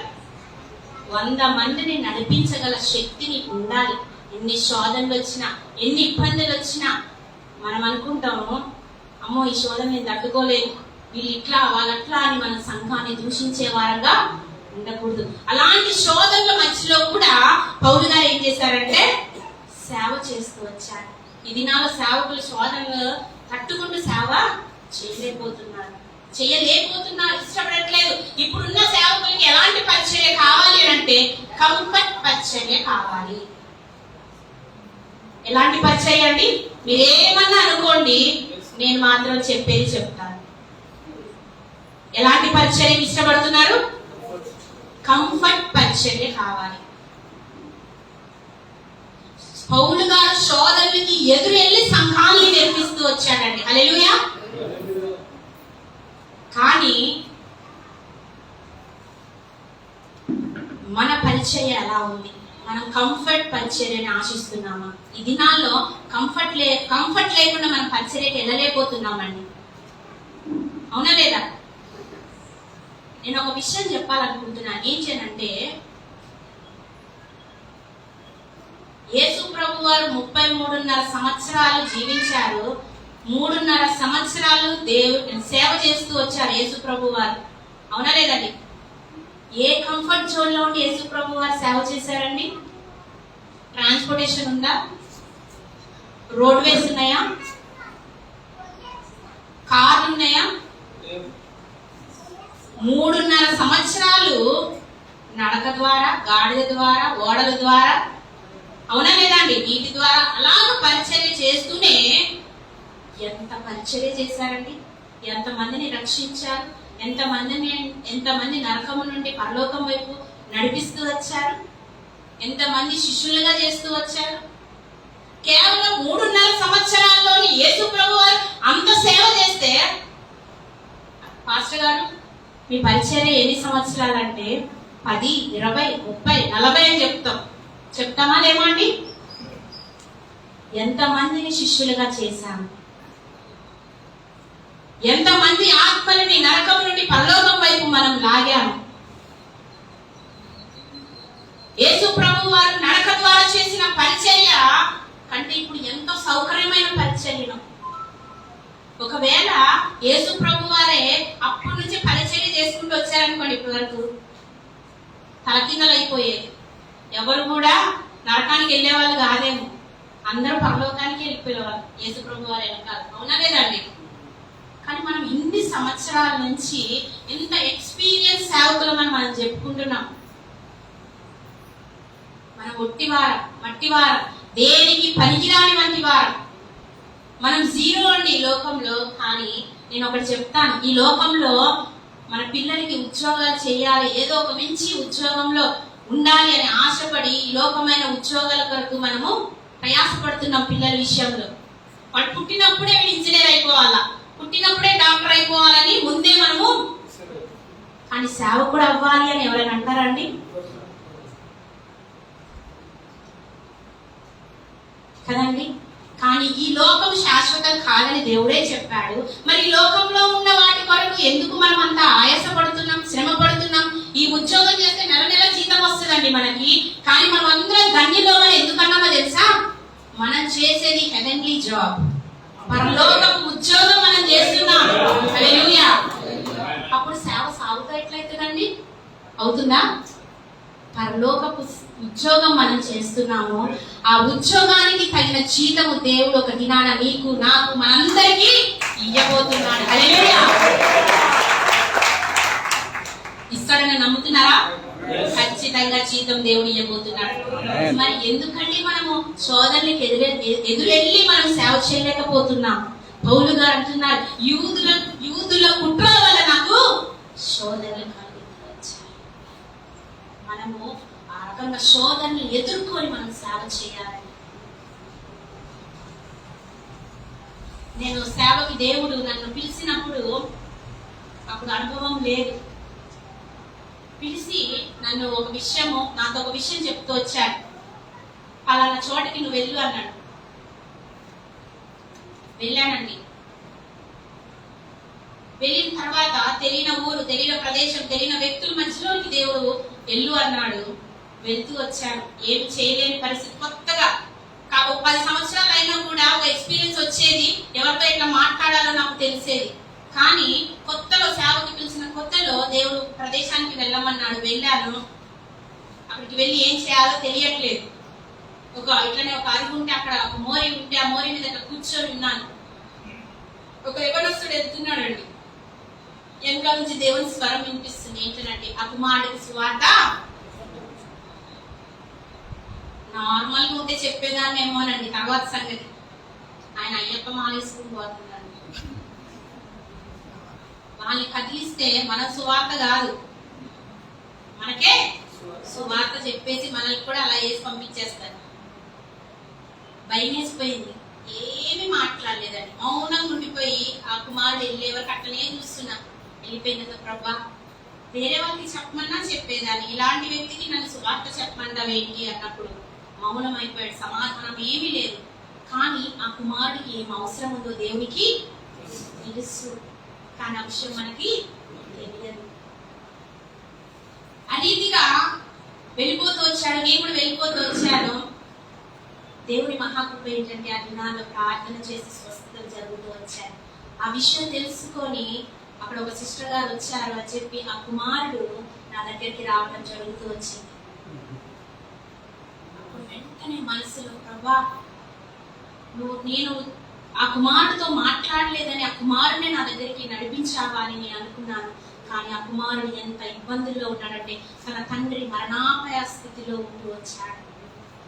భయంకరమైన ఈవిల్ స్పిరిట్ బట్టి ఎంతో భయంకరమైన మరణ స్థితిలో ఆ యొక్క కుమారుడు యొక్క తండ్రి ఎక్కడెక్కడికో తిరిగాడంట.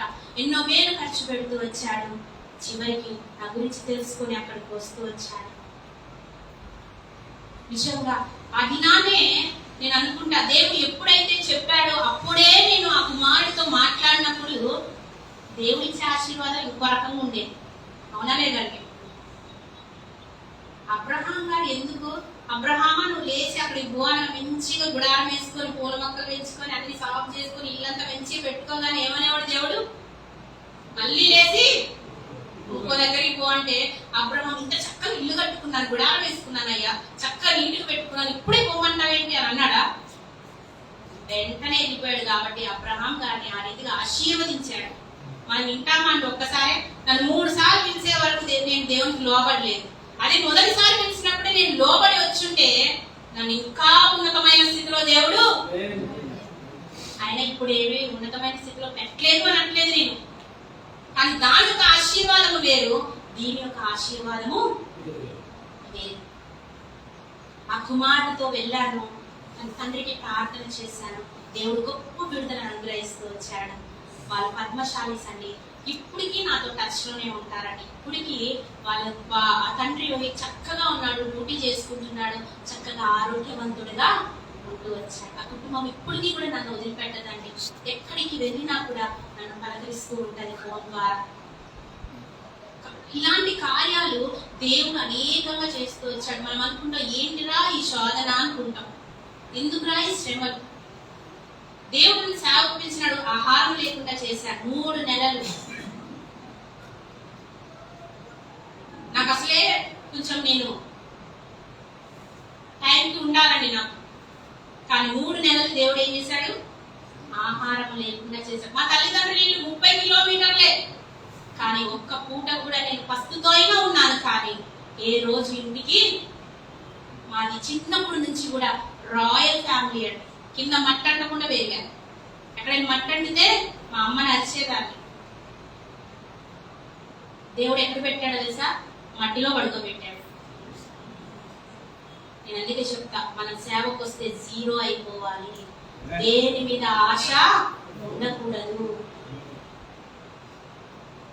కాబట్టి ఈ లోకాశలన్నీ వదిలేయాలి. అప్పుడు ఎప్పుడైతే దేవుని మీద మనము ఆనుకొని సేవ చేస్తామో, పౌలు గారు శోధనల మధ్యలో నుంచి సంఘాలు ఏ రీతిగా అయితే నిర్మిస్తూ వచ్చాడో, మనం కూడా ఆ రీతిగా శోధనలు ఎదిరించి సంఘాన్ని కట్టే సేవకులుగా మనము ఉండాలండి. శోధన చూసి భయపడొద్దండి, శోధన చూసి వెనకాలకి వెళ్ళిపోకూడదండి. ఆ శోధనలో నుంచే దేవుడు నిన్ను నన్ను లేకపోతున్నాడు. నేను చెప్పాను, శక్తివంతమైన నాయకుడిగా మోషేని ఎప్పుడు చూశాడండి? తల్లి గర్భంలో ఉన్నప్పుడే చూశాడు.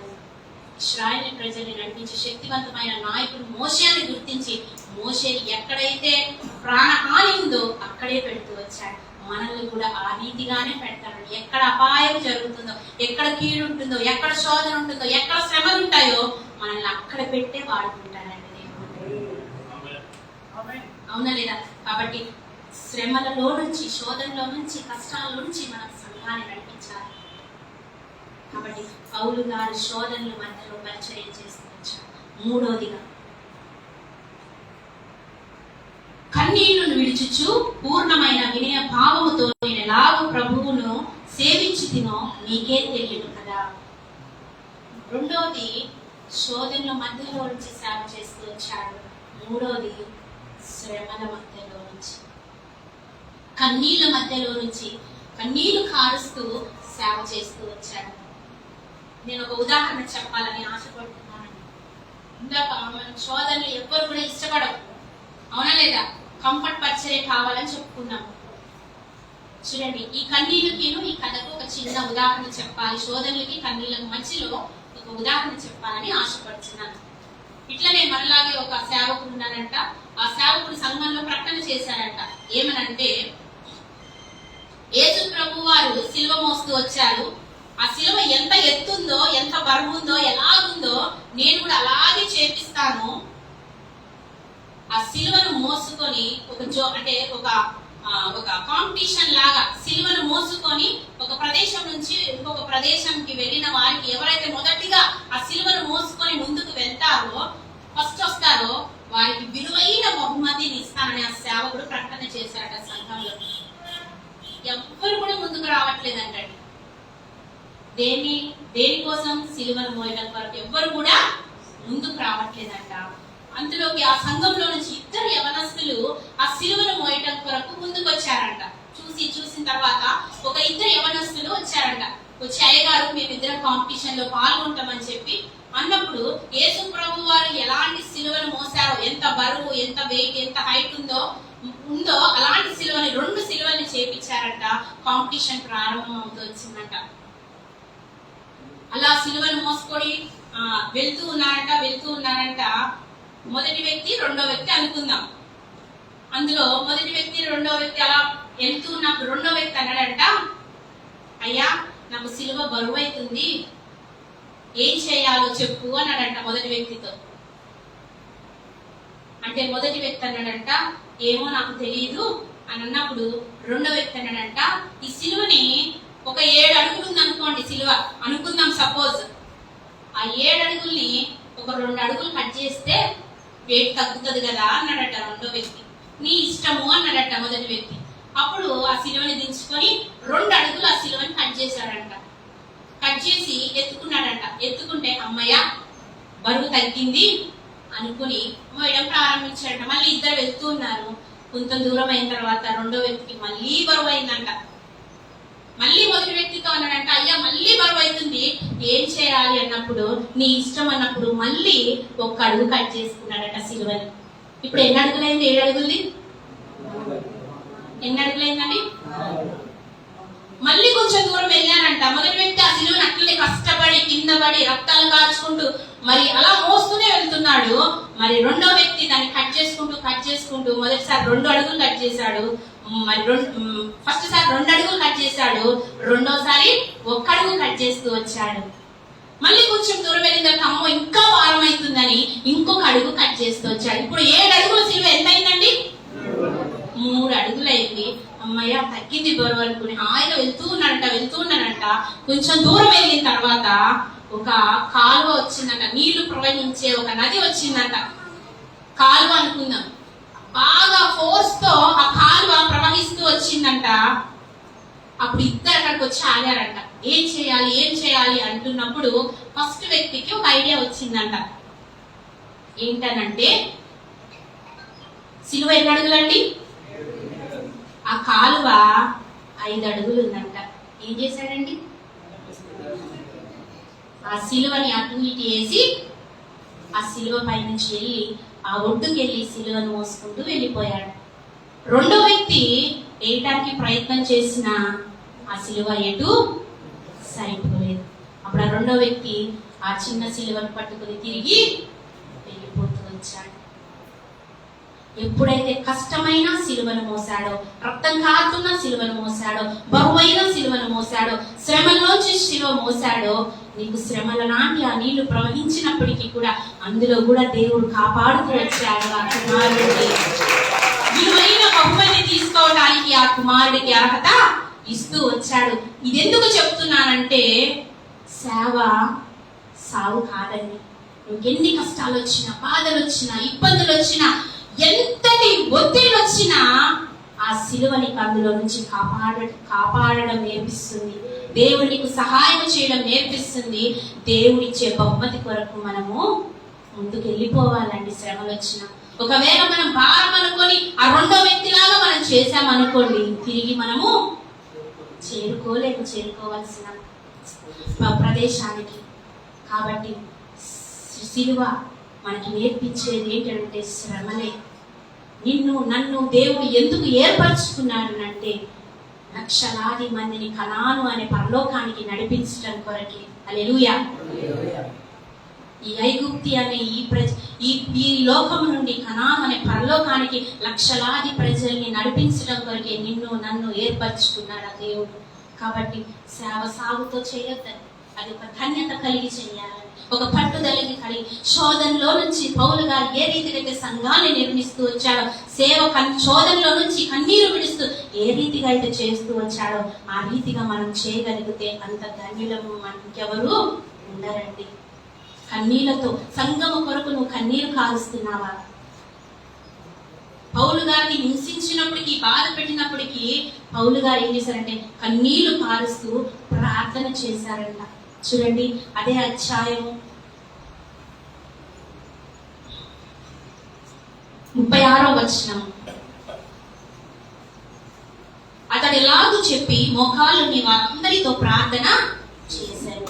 వారి కొరకు మోకాళ్ళ నుండి ప్రార్థన చేశారట. ఎవరైతే కష్టపెడుతున్నారో వారి కొరకు కన్నీళ్లు విడిచి ప్రార్థన చేశారు. నువ్వు కాస్తున్న మంద కొరకు నువ్వు కన్నీరు విడిచి ప్రార్థన చేస్తున్నావా? ప్రతిదినం మన కుటుంబం కొరకు కాదండి ప్రార్థన చేసేది. నీ సంఘంలో 10 మంది ఉంటే 10 మంది కొరకు నువ్వు ప్రార్థన చేయగలగాలి. 100 మంది ఉంటే 100 మంది కొరకు కన్నీరు విడిచి ప్రార్థన చేయాలా? వారి స్థితిగతులన్నీ కూడా నువ్వు ఎరిగి ఉండాలా. అప్పుడే నీ మందని నువ్వు కాయగలవు. కాబట్టి నీ సంఘంలో ఎంత మంది ఉన్నా వారందరి కొరకు నువ్వు మోకాలుని కన్నీరు విడిచినప్పుడే నీ మందని మాట వింటుంది. కన్నీళ్లతో పరిచర్య చేస్తూ వచ్చాడు, కన్నీళ్లతో ప్రార్థన చేస్తూ వచ్చాడు పౌలు గారు. మనం చూడండి, చాలా మంది ఒక ఉన్నతమైన స్థితిలో ఉన్న వారి ఇంటికి దర్శించడానికి 10 సార్లు పోతాం. మీరేమనుకున్నా పర్వాలేదు. కొంతమంది కొంచెం మంచిగా ఉన్న వారి ఇంటికి వెళ్ళటానికి ఇష్టపడతాము. పేద స్థితిలో ఉండి అవసరతలో ఉన్న వారి ఇంటికి మనము వెళ్ళము, వారిని పరామర్శించము. మన ఆపదలని మనము తలంచము. కానీ ఉన్నవారైనా లేని వారైనా అందరినీ సేవకుడు ఒకే రీతిగా ప్రేమించాలా.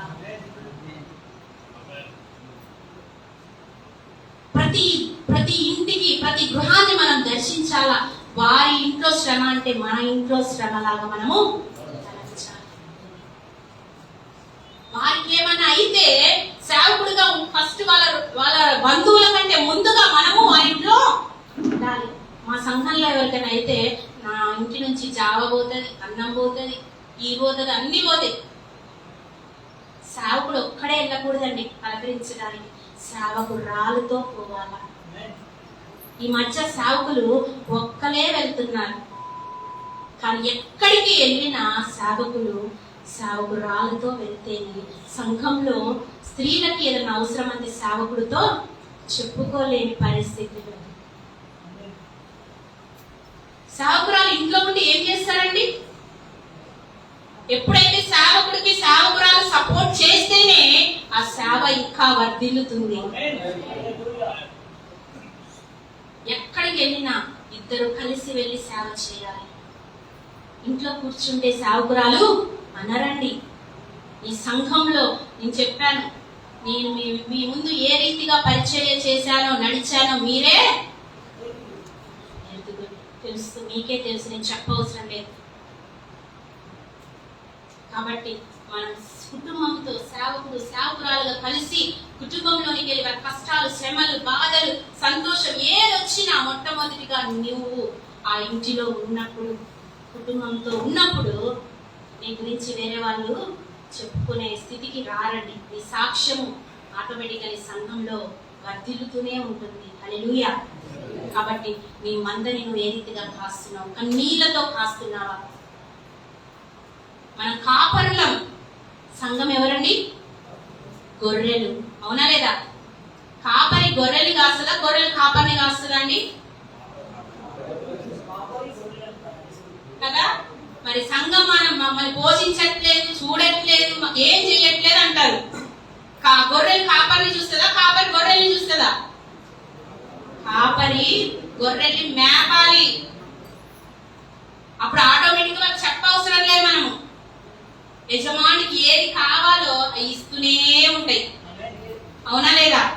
మనం ఆశించకుండా సేవ చేయాలి. కానీ నీళ్ళతో మనం ఎప్పుడైతే ఒక కాపరిగా గొర్రెల్ని మనం మేపుతామో అప్పుడు అవి ఆటోమేటిక్ గా మనకు అన్ని దేవుడు సమకూరుస్తూనే ఉంటాడండి. కాబట్టి మొట్టమొదటిగా మన సాక్ష్యం సంఘాల్లో నిలబడాలా. రెండవది శోధనలు ఎదిరించి సంఘాన్ని అభివృద్ధి చేసుకోవాలా. కన్నీరు విడిచి ఏం చేయాలండి? ప్రార్థన చేయాలి నీ సంఘం కొరకు, నీ మంద కొరకు. నాలుగవది చివరిదిగా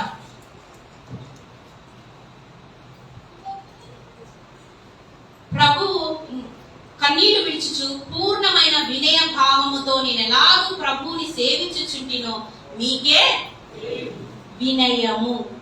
చాలా ఇంపార్టెంట్ అయినది ఏంటి అని అంటే సేవకుడికి ఉండాల్సినది వినయము.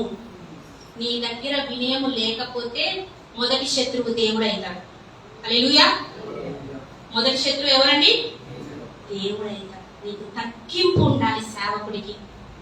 నీ మాట, నీ నడక, నువ్వు కూర్చునే విధానము, నువ్వు నడిచే విధానము, నువ్వు బోధించే విధానము, నువ్వు పలకరించే విధానము అన్ని కూడా తెలిసిపోతాయి ఎదుటి వారితో. నీకు వినయం ఉందా లేదా అని. సేవకుడికి మొట్టమొదటిగా ఉండాల్సినది, ప్రాముఖ్యంగా ఉండాల్సింది ఏంటంటే వినయ భావము. వినయ భావముతో పౌలు గారు సేవ చేస్తూ వచ్చారు. మనకి ఒకవేళ వినయము లేకపోతే దేవుడే మొదటి శత్రువు అవుతాడండి, గుర్తుంచుకొని. కాబట్టి మనం మాట్లాడే మాట ఎలాగుంది, నడిచే విధానం ఎట్లుంది, ప్రేమించే విధానం ఎట్లుంది సంఘాన్ని, ఆ రీతిగా మన సంఘాన్ని ముందుకు తీసుకెళ్తే పౌలు గారి పరిచర్య లాంటి పరిచర్య మనం చేయగలం.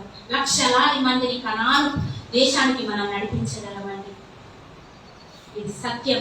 నిజంగా మరి మోషేకి తోడైన దేవుడు, పౌలు గారికి తోడైన దేవుడు మనకి తోడు లేడాని దేవుడు.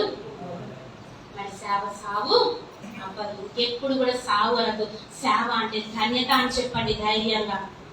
ఇలాంటి సేవ మనం చేసినట్టయితే దేవుడు మనతోనే ఉండి మనల్ని నడిపిస్తాడు. ఒక ఉన్నతమైన స్థితిలో దేవుడు ఉంచుతాడండి. దేవుడికి మహిమ కలుగును గాక. ఇంకా ఎక్కువ సమయం నేను తీసుకోనండి. మరి ఎంతో పెద్దవారు కూడా ఉన్నారు. చాలా సమయం అయిపోతూ వచ్చింది. దేవుడు ఇంకా సమయము ఎప్పుడైనా అనుకూలిస్తే దేవుడు మీ మధ్యలోనికి తీసుకుని వస్తే ఇంకా అనేక విషయాలు మీతో పంచుకుంటాను. దేవుడికి అవకాశాలు దేవుడు నాకు అనుగ్రహిస్తూ వచ్చాడు. మరొకసారి మరి ఇక్కడికి రావటానికి ముఖ్య కారణం ఎవరు అంటే పరిశుద్ధాత్మ దేవుడు, రెండోదిగా సత్యం గారు, మూడోదిగా అబ్రహం గారు నన్ను మీ అందరికీ పరిచయం చేస్తూ వచ్చారు. మరి చాలా సంతోషం అండి మిమ్మల్ని అందరినీ కూడా చూడటము, పరిచయం చేసుకోవడము, మీ మధ్యలో వాక్య పరిచర్య చేయటము చాలా సంతోషంగా ఉందండి. నా కుటుంబం పక్షాన, నా పరిచర్య పక్షాన మీ అందరికీ కూడా నా హృదయపూర్వకమైన ధన్యవాదాలు తెలియజేస్తున్నాను. నన్ను ఇంతగా ప్రేమించి, నన్ను ఆహ్వానించి, ఈ రీతిగా నన్ను ఆదరించినందుకు మీ అందరికీ కూడా మరొకసారి కృతజ్ఞతాస్తుతులు చెల్లిస్తున్నాను. మరి ముఖ్యంగా దేవునికి మహిమ, ఘనత, ప్రభావములు చెల్లిస్తున్నాను. దేవునికి మహిమ కలుగును గాక.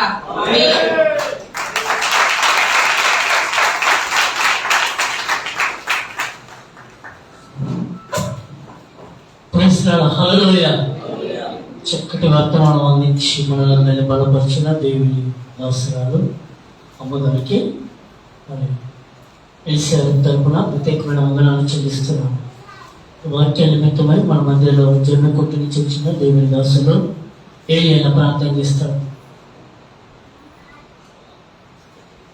ప్రార్థన దయగల తండ్రి, జీవనలిగిన యేసుప్రభు నామంలో ఈ మధ్యాహ్న కాల సాగిలపడుతూ వస్తున్నాము నాయన.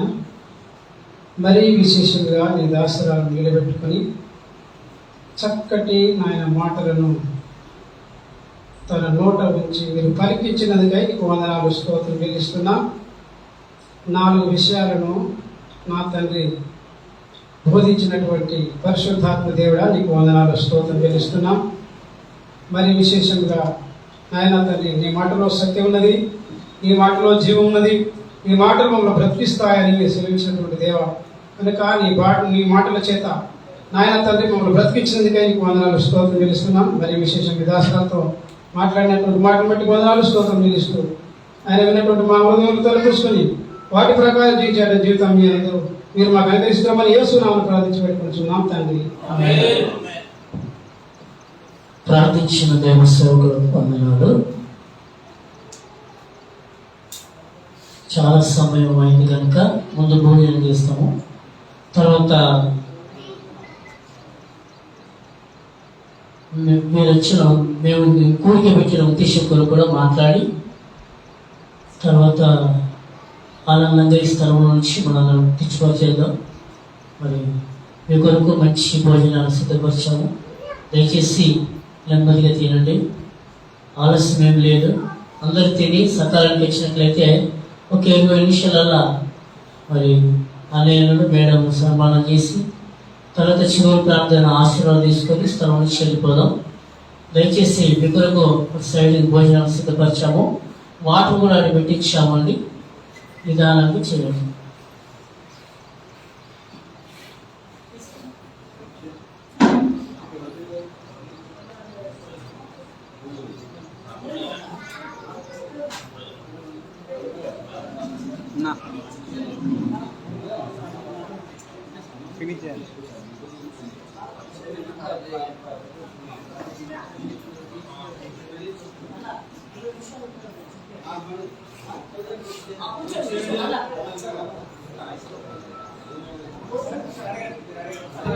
భోజనం చేస్తామని కొన్ని 20 నిమిషాలు ఉంటారా?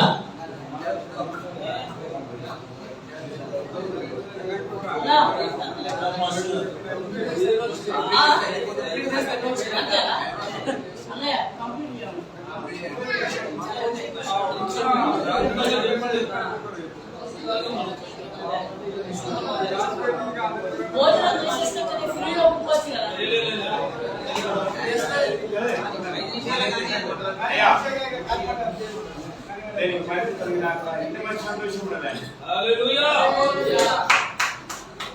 మీరు చక్కని సందేశాన్ని ఓపికతో ఉంటానందుకు చాలా మంది నాకు చెప్పాలి.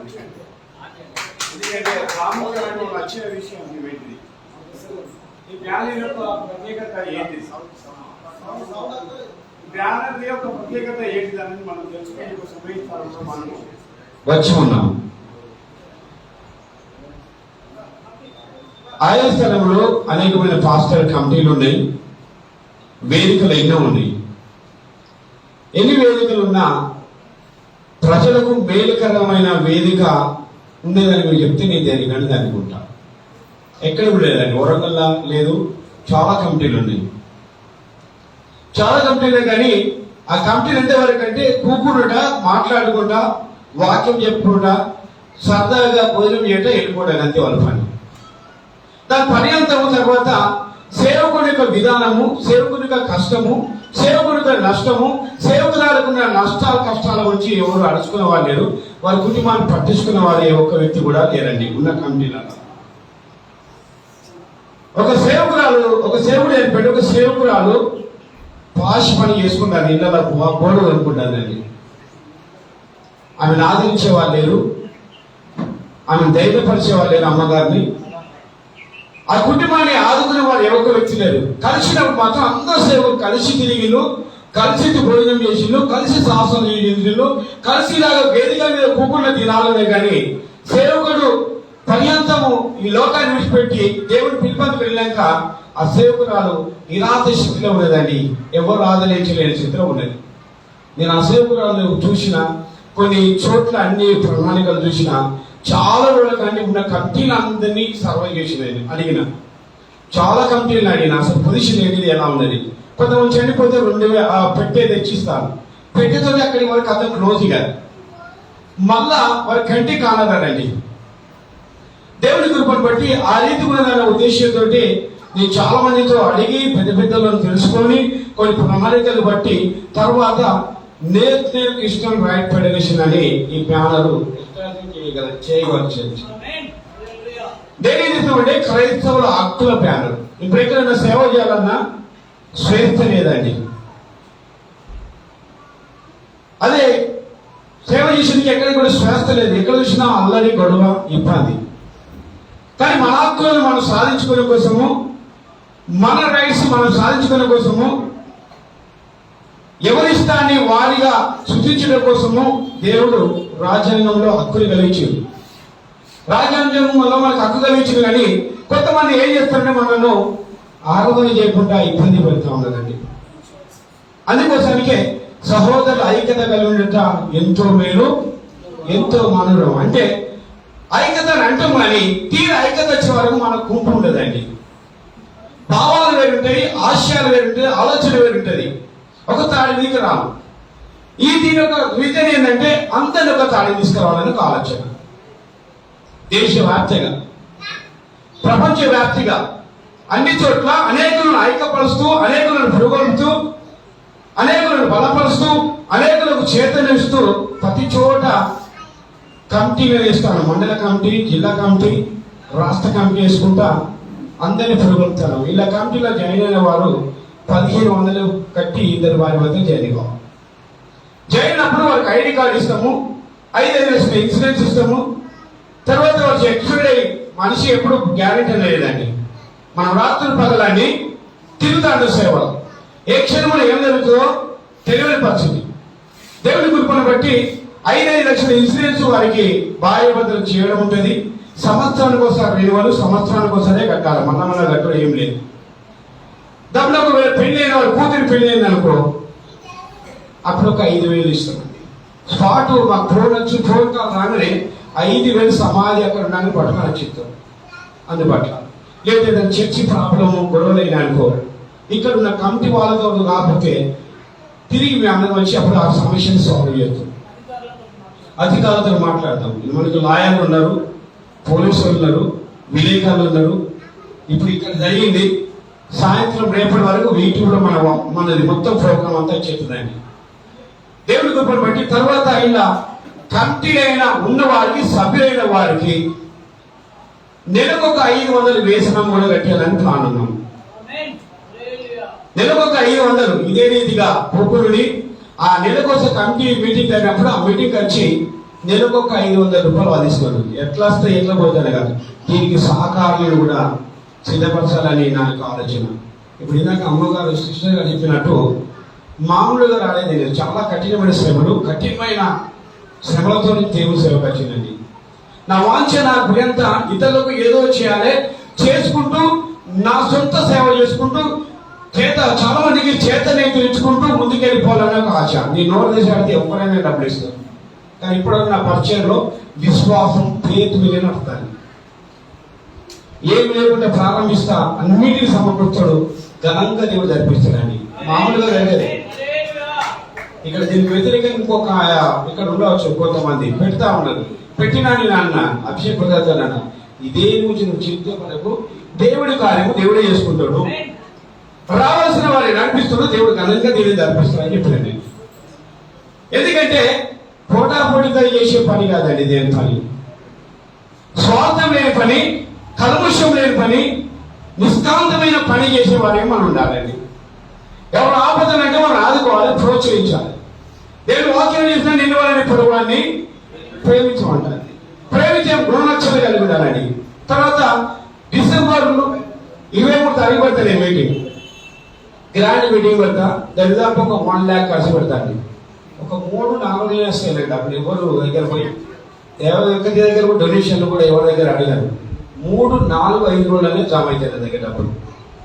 లేదా నాకు ఇచ్చిన నా దేవుడు బిడ్డలు ఇచ్చిన దర్శన భావంతో, నాకు ప్రేమ బిడ్డలు సాయం చేసిన దాన్ని బట్టి చిట్టులు వేసి దాని ద్వారా నేను ఒక కార్యక్రమం కూడా జరిపిస్తాను. ఇలా కంటిన్యూ వారికి డ్రెస్సులు కూడా పెడతాం. ఆ రోజు డిసెంబర్ 23 తారీఖు, డిసెంబర్ 23 తారీఖు తెలియదు, కానీ ఈ సంవత్సరంలో డిసెంబర్ 15 తారీఖే నేను డిసైడ్ చేస్తాను. ఎందుకంటే అందరికీ కృష్ణవంశ పండుగ ముందు ఉంటుంది. పండుగ ముందు రావాలంటే ఎవరికైనా ఇబ్బంది. తర్వాత మొదటి మంగళవారమే ఈ కమిటీ మీటింగ్ ఉండేది. మొదటి మంగళవారం కమిటీ మీటింగ్ తీసేసి 3వ మంగళవారం పెట్టినాం. మొదటి మంగళవారం ఏంటంటే కొంతమంది చాలా మంది గృహాలు దర్శిస్తూ అంటారు, కొంతమంది పరిచయాలు వెళ్తూ అంటారండి. ఎవరికి ఇబ్బంది లేకుండా, ఎవరికి ఆటంకం లేకుండా, దేవుని పనికి ఆటంకం లేకుండా ఫస్ట్ దేవుని పని, తర్వాత సెకండ్ వాయిస్ సోషల్ వర్క్. ప్రభు మనం చెప్పిన పని ఏంటంటే దేవుడు పిలుచుకునే దేవుని పిలుచుకునే దాని ఇష్టం మనం పని చేయాలి, దేవుని పని చేయాలి. సెకండ్ వాయిస్ ఏంటంటే సోషల్ వర్క్ చేయాలి.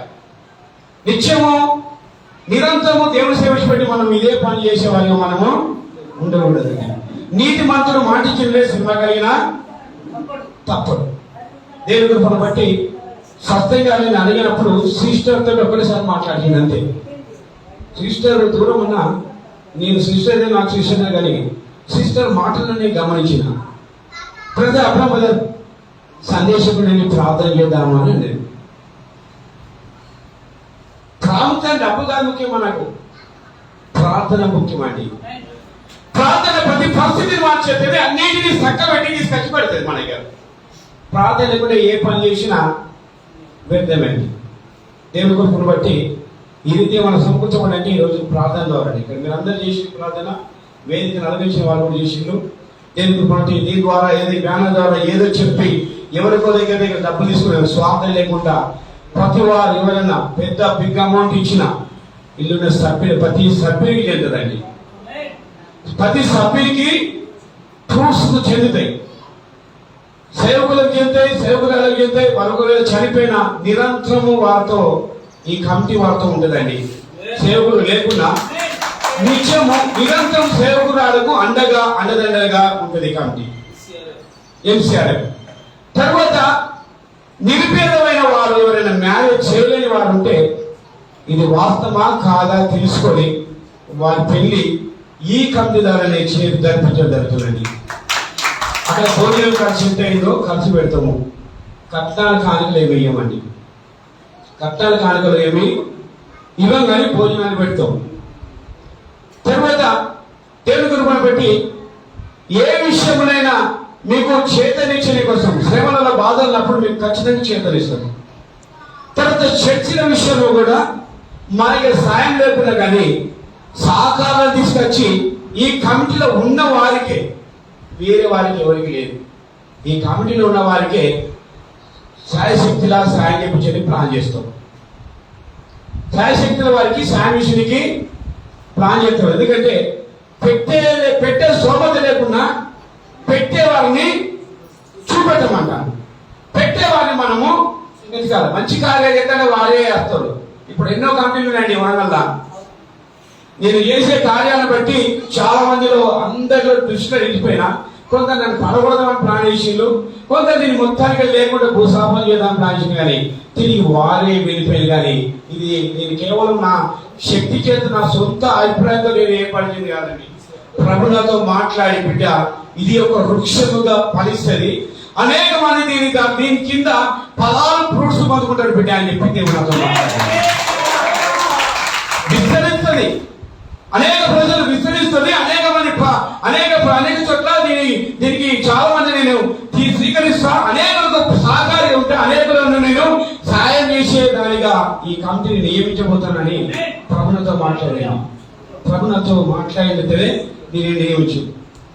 కేవలం నేనేదో అందరిలాగా ఏదో దీన్ని అందరికి మిమ్మల్ని చూపెట్టుకొని ఏదో డబ్బు సంపాదించుకోవాలని కాదు, ఏదో ఎన్నికేసుకొని నా పేరు పరిశుద్ధ కోసం కానీ ఏది కలిగినా మన దేవునికే మహిమ కలగాలని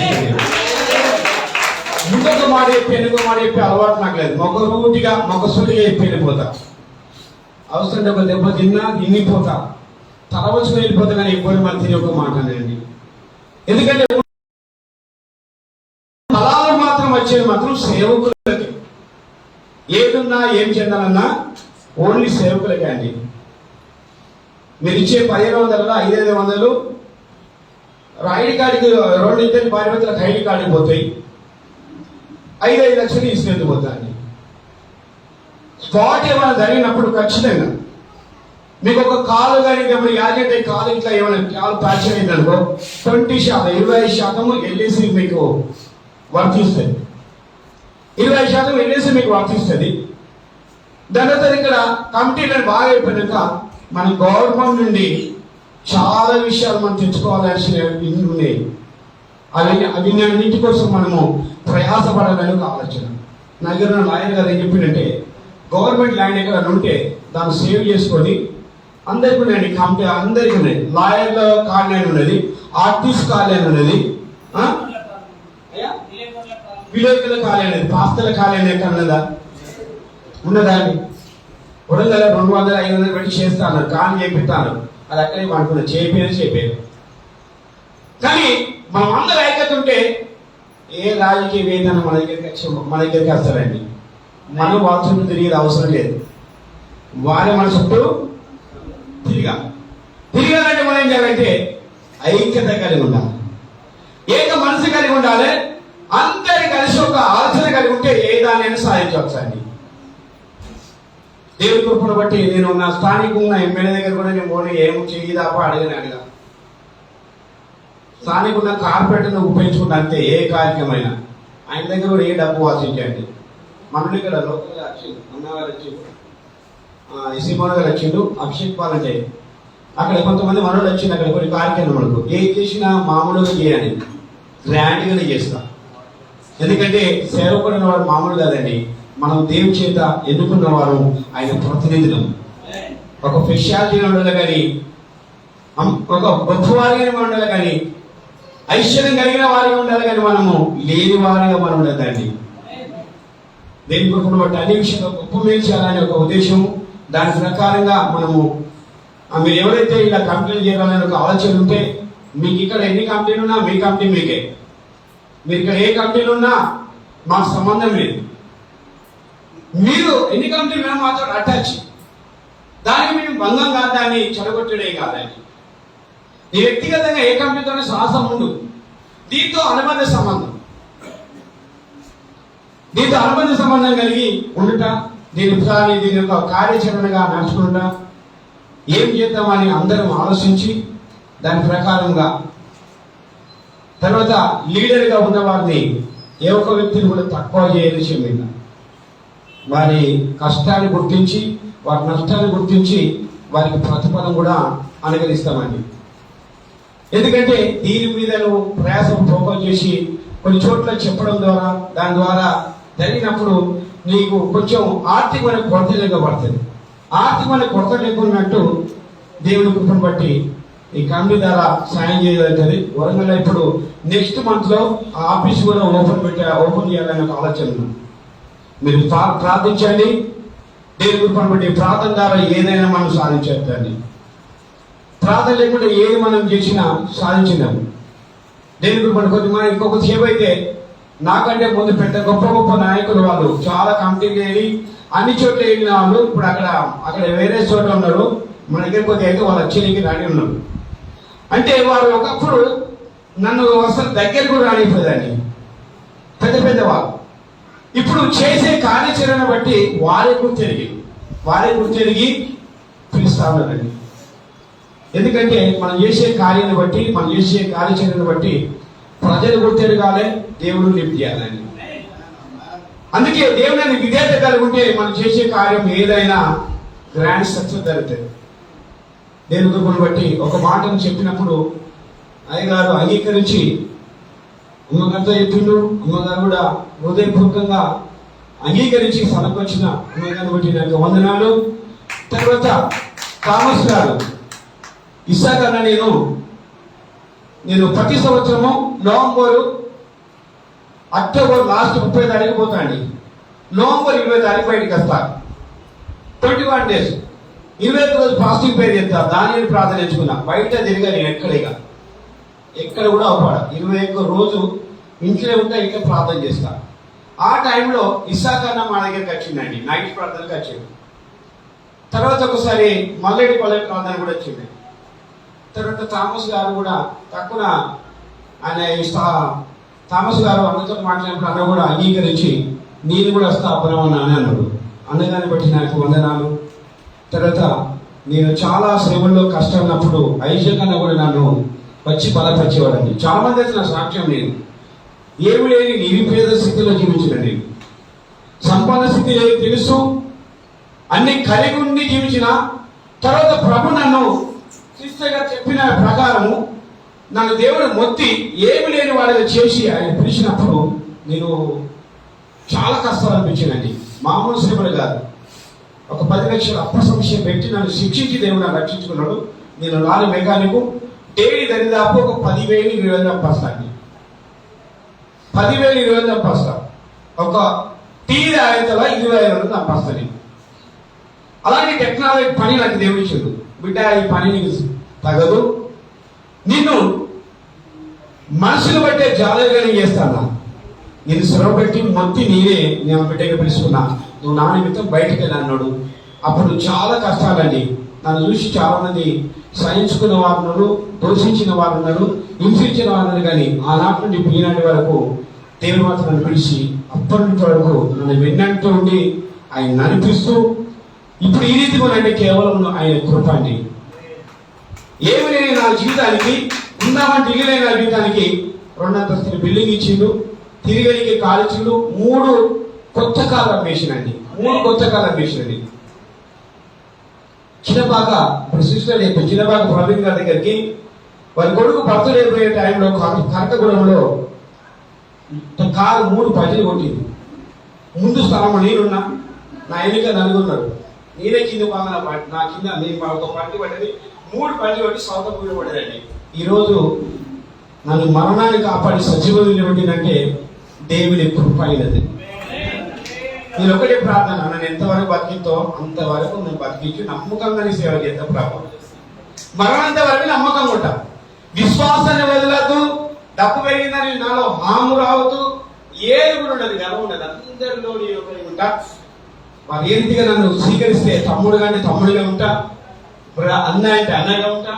ఏ రీతిగానే వాళ్ళ కుటుంబ సభ్యుగా ఉంటా. ప్రభావం దేవుని దగ్గర తీర్మానిస్తున్నాను. మరణంత వరకు ఏది పెరిగినా సిరి సంపదలు అనేది అది ఇవ్వాలంటే పోతాయండి. అది ముఖ్యం కాదు, మనం దేవునితో ఉండడం ముఖ్యం. దేవుని కృపను బట్టి మీరందరూ అంగీకరించి ఈ స్థలంకి వచ్చిన ప్రతి వారికి నాకు వందనాలు. వేదికలో వచ్చిన అయ్యగారు కూడా నాకు వందనాలు. ఒకసారి అయ్యగారి దగ్గర కూడా నేను దేవుని మా కృపను బట్టి అభిషేక్ బ్రదర్ కు చెప్పిన ఒక మాట చెప్పినప్పుడు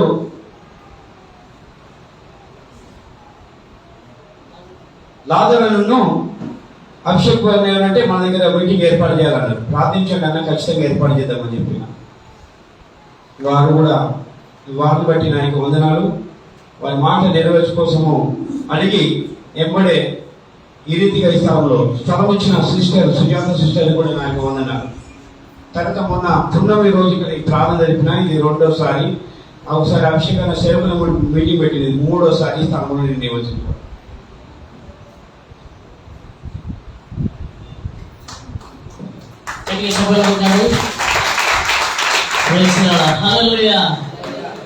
దేవుని నామానికి మహిమకరం గాక. మనం ముగింపులోకి చేశాము. మన మధ్యలోకి వచ్చిన మన వాక్యోపదేశాలను సన్మానించడము, కొన్ని 3 మండలాలకు మరియు కొంతమంది సభ్యులను మేము ఏర్పరచామండి. అది ఒక 5-10 నిమిషాలలో అయిపోతుంది. మరి ఉపదేశం చేసిన వారిని ముందు సన్మానించిన తర్వాత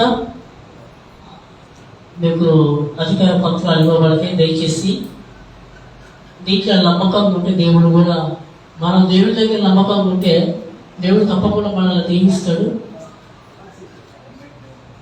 ఐజల్ కన్నా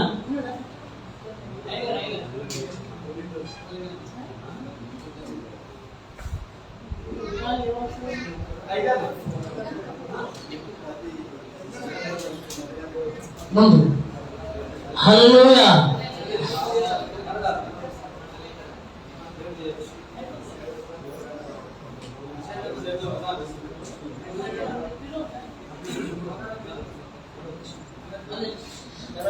మన అన్నగారు ఎంసీఆర్ తరఫున ఏం జరిగిందని చెట్టు పక్కకే పోషణ పొడి పక్క పోతే మళ్ళీ ఎంతమంది పోరాడే అండి. మన మధ్యలో మరి దైవజనురాలు ఎఫ్సి అమ్మగారిని సన్మానం చేద్దాం. ఎన్సీఆర్ఎఫ్ నేషనల్ సీబా కావాలి.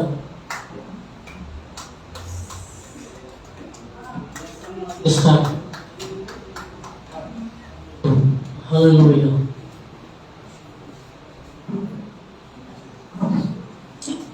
త్వరగా అక్క రండి.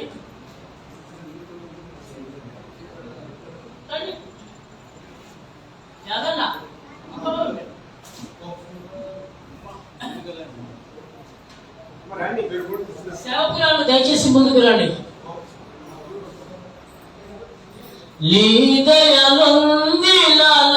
వారి విడుదల కనులారలే చూడ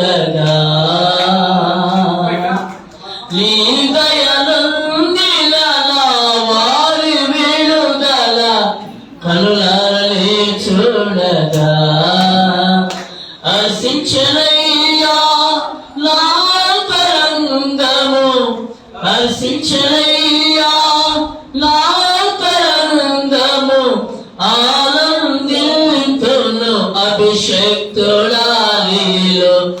ఆనందింతును అభిషేక్తుడాలీలో, కలయేలి జమాయేలి సన్నిధిలో నిలవగా, కలయేలి జమాయేలి సన్నిధిలో నిలవగా. దయచేసి నేను పేర్లు పిలుస్తాను, మీరు ముందుకు రావాలి. దైవచనులు నర్సంపేట డివిజన్ ప్రెసిడెంట్ గా మరి దేవుని దాసులు లాజరస్ గారిని మరి ఎన్నుకోవడం జరిగింది.